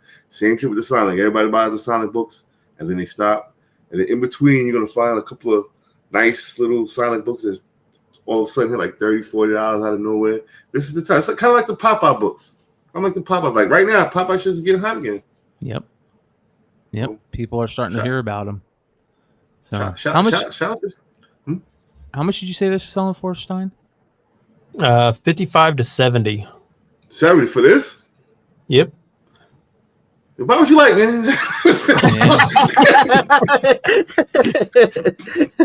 So I say, man. Why would you like, man? Yeah. That's my whole model for the whole weekend. You buy this for 70, or you can buy that CGC 98 Vision for $40. So you tell me what to spend your money on. I don't know. OJ Pipson, that metal card was $100 at the Masters booth, but we'll get to that later. Yeah. Yep. All right, moving on to number 2. Speaking of massive, American Psycho issue number 1, the business card 1 in 10 variant, which is amazing. And we talked about this as soon as it got announced a month ago. Everybody knew this was coming out. This is a pure hit no matter what. I don't care if it's massive putting it out. I don't care if it's a publisher you might not like. This is a killer variant idea right here. First of all, this should have been a 1 in 100. Yes. Personally. Yeah. This should have been the 1 in 100. Second of all, this was a no-brainer for me. I absolutely love this movie. Yep. I got a lot. I can look at the box right now. I got a lot. Okay, so this one is selling for, hold on, no, I'm just gonna go and say it. This one's selling for 35 to 40, but, and I'm not a salesman for Sumerian Comics, but if you go to Sumerian's webpage right now, they have 39 copies left. I'm looking at their website right now, and I just typed in the quantity, and there's 39 copies of this available. Yep. For $14.99. Yep. Or my return to the Hot 10, you can give one of these joints away, bro. Oh, dang. Oh, look at Mel. Go ahead, do your thing. Well, you guys know how we do this. All you have to do to be part of a giveaway is to just chat in the chat starting right now. So just say something in the live chat, and we will pick that winner after Get this. Mel. Did they, Boy. Did they? Where did he go? He had to bounce. I don't know. Oh, damn. Mel, you said that you stopped by the Massive booth. Were they talking about this at all? Is this a massive book, or is this just Sumerian? It's Sumerian. Well, Massive is where I got the Harriet Tubman, and this is where I got the metal. The metal. Hold on, give me a second. Yeah, the Harriet Tubman Vampire Hunter is cool. While Mel's checking that out, and this is a pre-sale, and they are already sold out. Sumerian is also doing Basic Instinct. Did you see this? No. Oh no. They're doing a Basic Instinct cover or a comic, and they are all sold out. And there is one that is magnificent. Basic Instinct? Yes. Oh my gosh, it's so good. The dude in the booth said they're going to be that's cool. A blank variant, bro. It's the 1 in 10, I think, of that. It's a red cover. Oh my gosh, it's so good. Yeah, that is nice. And they do have the 1 in 50 is the leg crossing scene. Say no more. That's what I want right there. So look at that. Look at that red one. That red 1 in 10 is so good. Where's the leg crossing? Oh, it's not there. It's the 1 in. It's the 1 in 50. You have to click on 1 in 50. Show that metal book real quick that you got there. I got to get me one of those. Go to joint. But it's limited to what, 25? Am I not in the studio? Hold on. No, you're in the studio. Yeah, we're seeing it. It's limited to 25. I remember in the movie how he was talking about how the letters like pop off the car. They're raised. Yeah, they're raised. Yeah. It's raised right here. Oh my gosh. That's cool. So I imagine those are already all sold out. No. I was like, yo, how many? He's like, how many is this limited to? He's like, it's limited to 25. I said, how have they been selling? He was like, he just shrugged his shoulders. Like, all right. I went to Phil. I told Phil was like, give me one. All right. What was the cost on them? It was $100. Oh, wow. Yeah, again, for me, as a fan of the show, a fan of the movie, I was like, oh, I'll take this, throw it in the box. I mean, you can't go wrong with the card, bro. I agree. I like how awesome. I like how on the next couple issues, like issue 2, they're doing Paul Allen's card with the blood splatter, and then Ronald guy? David Van Patten Van Patten. Van Patten. There we go. Those all should have been incentives. Yep. Like issues 2 and 3, those are open order. Yeah, which was a big mistake. I think with me and Josh, it was like, yo, so the card should have easily been a 1-100. Easily. Yep. Yeah. Easily. I agree. But it's a business card, so they have to be easily accessible too. Well, I got to get myself one of those business cards that Yee's got. Where one of these? Yeah, where do you get those again? What does he say? Is that bone? Is that what he said? Yeah, bone. Yeah, bone. Yeah, it's bone with the raised. And then I forget what the text they use. Yeah. For it. Where do you get that? You can buy them on eBay.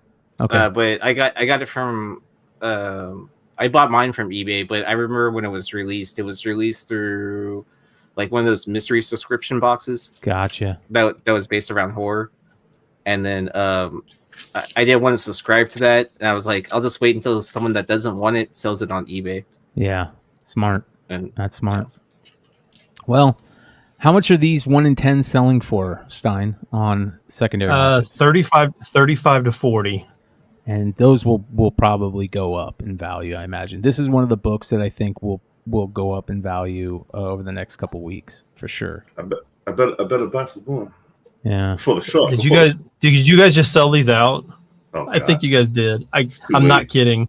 It's too late. I was waiting for and it's gone. So there we go. That is crazy.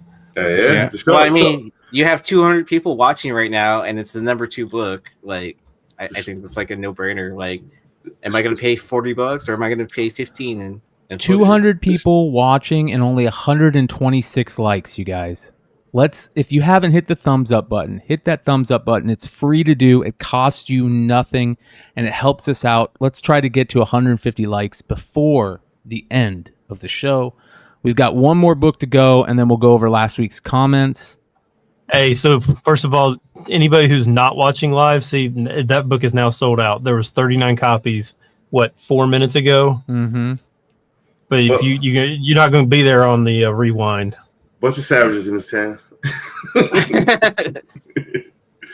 Well, if you were in the Beyond Wednesdays Discord, you would have found out about it, that it was on. Yes. I mean, if you should have pre-ordered. Like, if you're a fan, I didn't even know this book was out until I saw.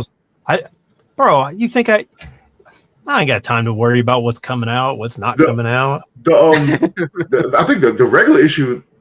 It's like nobody from America is selling a regular issue. I don't think anybody knew it was coming out. Yeah, it's like there's a couple from Canada, a couple from Germany. I got. Look, bro, I'm looking at a box. I ordered 100. So if you guys want 100, 100 of these or 100 regular covers. 100 regular covers. So I got 10 of the cards. I got the 1 in 100. I got 2 of the 1 in 50s. I got nice the 1 in 25. I got new. Like this America's like fuck yeah. Like you kidding me? Yeah. I thought about ordering 100 as well, but then I was hesitant because of the association with Massive, and I was afraid of it being watered down. Yeah, that was the only reason why I didn't buy 100, to be completely honest. And I figured like I could pick up a business card from someone.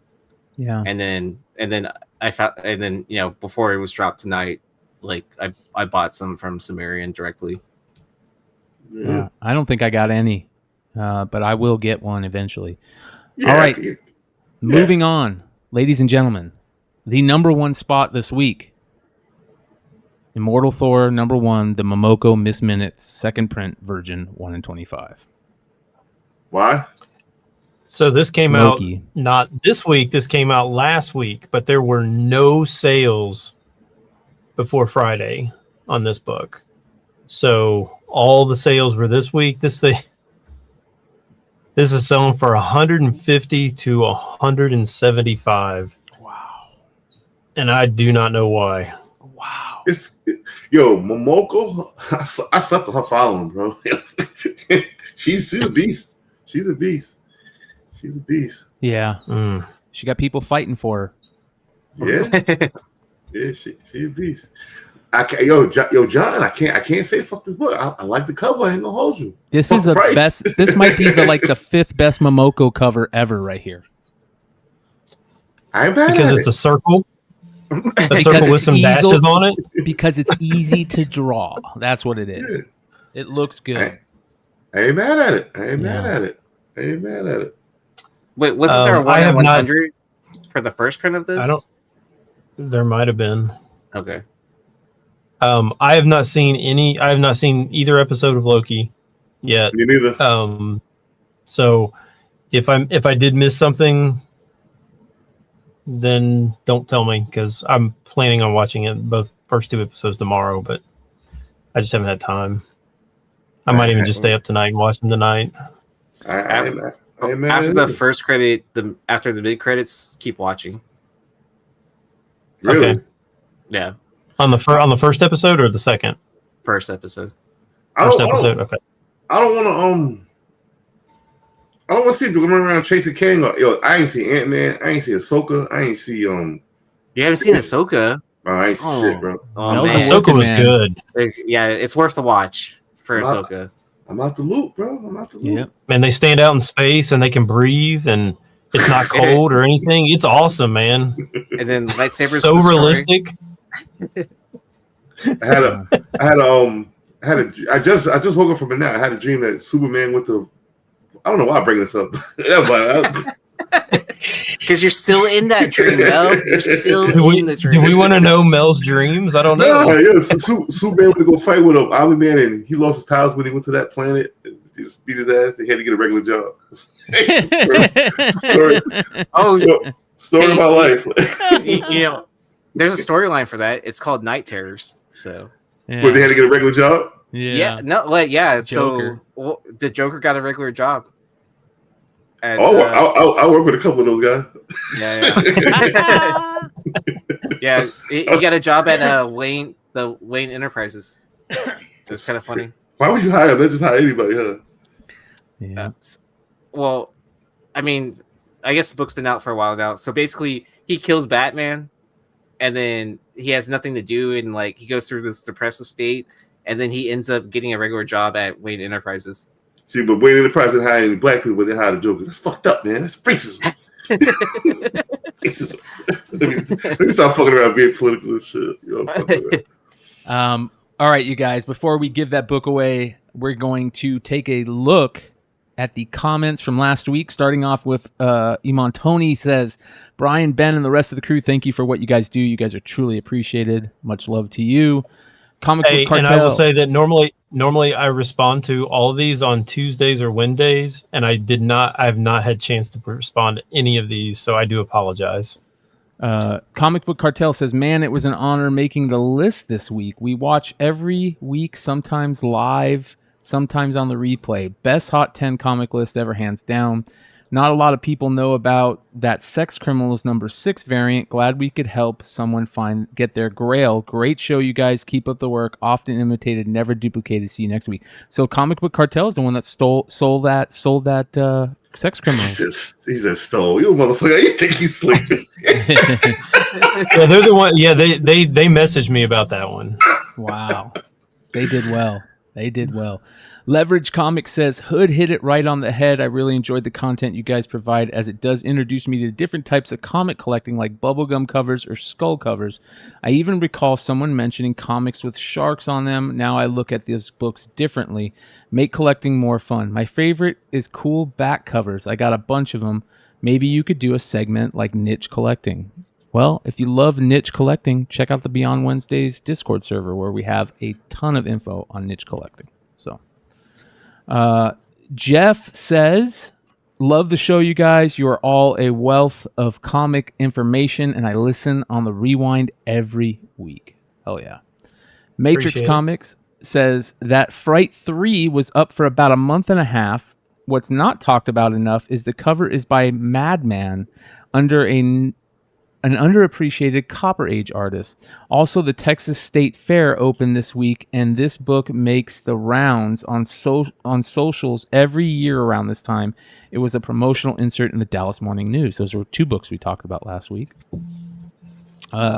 Hey Fro says, go ahead. Still don't know why it justifies the $100 price though. Yeah. I don't either. Even with the Texas, like I literally went to a con that weekend. I found one for $6, and I bought it out of the principle of not adding more to my collection. Yeah. But it also wasn't high grade. So Heyfro says that was my 9.8 Frizen in August that sold. In fact, you guys alerted to the early Frizen stuff being undervalued, and I bought it at a local con for $75 and sold it in a few weeks for $375. Kind of thinking I'll regret in a few years, but I'm a seller. Great work, guys. That's with the hack and slash book. Yep. Yo, I had that for How May We Help Yourself, like $30. Nobody bought it. Are you kidding me? Yeah, it's in a box. I don't know why. It'll sell now. Nah, I'm keeping that shit now. You fucked up. Hell yeah. Stevens says, caught this on the rewind today, which is Saturday as of this writing. I found this BOP auto variant at my local Newberry Comics for $30 and snapped it up quick. Didn't know it was rare, but if you look closely at it, she is hitting those guys with her sonic blast power while she is blowing the bubble. You can see the white rings, even though they are hard to see with the light colored background. He's talking about the Birds of Prey book. So, I didn't know that. Jeremy Townsend says, wow, Ranger Stranger. Drew from Comics Elite has been saying Ranger Stranger is a great read. They raved about this book being funny. It was #1 on their best read list multiple times. Okay. Go ILL84 says, as someone that has been on many email threads with creatives and companies, it would be a massive investment of time and money for a company like Marvel to reach out to every creative to get their blessing on every commercial opportunity using work that they probably bought straight up years ago. Not saying they shouldn't. I would have to push that would push to have that be part of my agreement with Marvel, but the reality is most people don't have the leverage with a company like Marvel and end up, quote, take it or leave it terms. And that's because we were talking about how, you see all these foil reprint books and you don't, the artists that made them are not getting the first shot at selling them, which that's how it should be. Stockton Ellis says a lot of these yeah, right. A lot of these slabs are selling for close or under grading costs are mostly from dealers or people who don't care what they get for them and just want them gone. For the last few months, there aren't a lot of bidders for slabs of books that aren't hot at the time. Maybe Whatnot and other platforms are taking away from some of them. Could be buyers rather buy at fixed buy it now prices or best offers instead. 2 of those new Avengers 40 second prints sold for under $35 within the last few weeks, and 1 and 2 bids, but there was one that sold for $84 shipped yesterday. So Kirby Carpenter says, I actually own the Sabrina book, originally sold from Great Wall of Comics. Okay. Blood Sausage says, awesome show, guys. Amputee love for the win. I agree. Heroes Collectible says, great show today. Hope to see you guys at NYCC FoilCon at booth 3842. Make sure you guys stop and check out Heroes. That's my man. That's my man. Good dude. Really good dude. Really good books. Really good books. I agree. Let's see here. What is this? Jabez Creed says, I can't wait for Bryan to go off on NYCC exclusive CGC labels of a FoilCon variant. Yeah. He also says, I think some dealers are buying these slabs at discount so they can sell them at a discount. So there's probably someone more desperate out there who sold his 9/8 Walking Dead 92 to a dealer for $10. The dealer could have made 20 off that sale theoretically, or maybe just desperate people sell slabs at $1 starting at auctions to get their cash. Also, a lot of these people are buying things at estate sales, just sight unseen, a ton of them, just getting rid of them. He also says, I'm skeptical of the Ranger Stranger series. It could be an Archer level comedy cartoon, but this is a web comic which has 3 or 4 printed comics from Scout since 2021. Crystal says, the last couple of minutes of Renovision show yesterday went in pretty hard on you guys. Uh-oh. Drama alert. Yeah, just don't be a content thief. Jabez Creed says, I knew when I saw that Otto Schmidt cover it would draw attention. I like collecting sunglass reflection covers or reflections in gun scopes, headlights, etc. Leverage also says that Texas book is interesting. Yes, it is. Shout out to Remo, who got in 39 minutes ago. It says, good luck. We're all counting on you. Love Remo, one of the good guys. David Posner that was 39 says, minutes ago. Yeah. David Posner says, Hood, I think what you're trying to say is that Bryan and Stein complete you. I agree. Tony says, also Bryan and YeeZee, how can you not like Kiss? Yeah, I don't like The Who or the Rolling Stones either. Chris Greaves says that's where you lost me. Like I like the Who and the Rolling Stones. Yuck. But yeah, I can't stand Kiss. Like they're too gimmicky for me. Like this is a great answer or comment. That amputee love #1 ain't got a leg to stand on. Volsey says, caught the rewind. Lord, have mercy. And Mestizio says, bro, it's just a foil cover, not going to be as sought after as the original. The market prices come down to the collectors and what they are willing to pay. When the sellers are pricing their books at ridiculous amounts, and most of the time not even graded copies, can you blame the buyers for not wanting to just own a copy even if it's a foil reprint? I can't blame the buyers for anything, other than spending their money on what they like. I mean, you know, if you like it, you spend your money on it. You know? You like it, I love it, man. You like it, I love it. I say after this, I want to give a couple shout outs about NYCC if you don't mind. Yeah. Later. Doug says, my first Maniac second print shows her neck more too. So that's the Frozen cover. Tony says again, y'all have to stop putting down Star Trek. Nerds, Outside the comic book community, we're all considered nerds. Without Star Trek, there might not have been Star Wars. The only reason I crack so much on Star Trek, you guys, is because I'm a Star Wars nerd. So you know that's just something I got to do. That's gang warfare right there. Yeah, I like them both. It's the Bloods and Crips for exactly, 100%. Cyber Grindin says nicety. I like that. And then Michael Beal says, I'm 54 and the Kiss hate almost made me unsubscribe. Let's hope this channel recovers. Just kidding. I love you, man. Hopefully he's not a Who or a Rolling Stones fan. Guy McLeod says, I mean, it's bad enough when nerds talk shit about Star Trek, but y'all talk shit about Kiss? First the Fat Boys break up, now this. I like Kiss. Okay, so there is a Kiss cover band I do like that was from Houston. They were called the Kiss Fits. Ooh. And so they combined their T-shirt logo was the Misfits logo with the Kiss like star like over the eye, and they used to do nothing but Kiss and Misfits covers. Let me ask you something. The guys who hate Kiss, you guys like Evil Dead? Yes. Yeah. So there was a Kiss Evil Dead crossover, and each of the Book of the Damned were members of Kiss. If you don't want it just for that, that's actually kind of cool. That's okay. That is pretty cool. If you don't want it for that, but I mean, like, what's his name? Gene Simmons. Like, he can't actually play bass.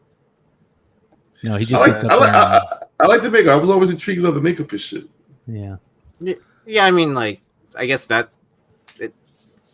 why I'm saying it's too gimmicky for me. It's like, it's like War, right? Like, yeah, like War. I like War. War puts to the show. I don't want to listen to the music, but I like the show they put on. Well, yeah, like the band that's actually better that does like the same kind of thing is Ghoul. Yeah, I like. Sounds like War. I love. Yeah, Ghost. I mean they're based off the same kind of like So they all start with G. Like what the fuck is wrong with them? All right, here we go, you guys. Here's that winner of Mel's giveaway. Shout out to Mel for just being a stand-up dude. And we've got a 1 in 10. Thank you, Mel. No problem at all. American Psycho, the #2 book this week. And the winner is... And we had 69 entries. Look at that. Synchronicity. Plushie Comics is the winner. Plushie. Plushie. I see. Tiger Fett. Shout out to Tiger Fett. Hey, Tiger Fett, it's like, yo, if you can hit me up now with your address, I'll ship this out tomorrow with the rest of the stuff I got to ship out. So, Tiger Fett. I swear that I thought I was going to stop on the House of Stein. Me too. Like, are you kidding me? I swear I thought it was going to stop on Plushie, but we're not associated with Whatnot, so he can't get in on this one. I was like, where's this plushie coming from? And then I was like, oh, I remember the decor. Yo, I gotta give a big shout out to Dinesh, Vinny Kumar, the guys from Bad Idea, primo dudes, man. The best. It was a movie. It was a movie, bro. Was Adam there too? Was Adam out there with you guys? Adam from Bad Idea. That dude, he's a maniac, bro. Yeah. He is a lunatic, bro. He's a lunatic. They're all lunatics, man. They're good people. Yo, very, very, very good people. I understand people got the issues with them. That's cool.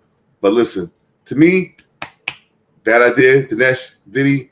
Big shout out to Vinny Kumar. Big shout out to Tiller. Tiller was cool. Yeah. I don't want to miss nobody, bro. Phil, I can't say, go to Phil's booth, spit some bread. He got some dope. I got this for Phil. Phil hooked it up. You know what I'm saying? I needed this one. Hey, when Mel says Phil, he means Vintage Comics. Vintage Comics. Yeah. I want to try to hook up with Nate early tomorrow. Shout out our boy Nate, another one of the best. I got to do that. Shout out to Joey Stuntmaster. I met him today at the Bad Idea booth. Shout out to No Mas Comics, man. Like I said, I see his growth. Comic Exposure was out there doing anything. I know y'all don't like Comic Exposure. But I don't know Comic Exposure. Yeah, he went through his shit before. But big shout out to him. So many. Shout out to Danger Room. The best part about the con, so you finally get to see what he looks like besides these hands, right? Yeah, see the hands, big dude. The best part about the cons is meeting everybody and the social aspect and hanging out with your friends and family. That's the best, man. Yeah, that's one of the main reasons why I did it. But I can't. I don't drink anymore. So Wednesday was a problem, bro. It was. Before I go, please give this independent publisher a look. If you're at NYCC, Dream Fury Comics. I forgot what the number of the booth was, but it's in Ours Alley. Very, very good dude. I get very, very good vibes about his stuff. Go to dreamfurycomics.com. Crescent City Monsters. I love that book. Very good book. The art is phenomenal. This Keisha joint though, that I remember when I first started out, I was very big on Niobe and Stranger Comics. This gives me that really, really, really good vibe. So I definitely support him. So if you guys want, please support this independent artist and go down to all the alleys and support those independent guys out there busting their ass and they grind. That's why I was at most of the cons. So show them love, baby. Hell yeah. Show them love. It's Thank you for appreciation. It's good to have Mighty Mel V not only back on the Hot 10, but just doing content at all. We miss you, brother, and we can't wait until somebody gets hired at your place so you don't have to work nights. Midnight day. You know, I'll be on Drunken Chat in a couple of minutes. Good. Sweet. I'm coming home. I'm coming home. Tell the world I'm coming home. It's on full circle now, right? Like you had me jump onto Drunken Chat, and now I'm sitting on this panel on the Hot 10. Oh, a big shout out to Hob Comics. Big shout out to Percy Comics. I can't believe I forgot that. That should have been one of the first. Big shout out to those guys. Fuck. It's about great people. There's some great people. There's some dicks, but there's some great people also. There's some great people out there, bro. I am going to send everybody over to the Mighty Mel V channel following this. It's Drunken Chat week 41. Make sure you guys throw thumbs up over there and subscribe over there. Just stick on the stream, and as soon as it ends, it will automatically take you over there. If it doesn't for some reason, Mighty Mel V is the channel. Drunken Chat is the name of tonight's episode 41 for this season.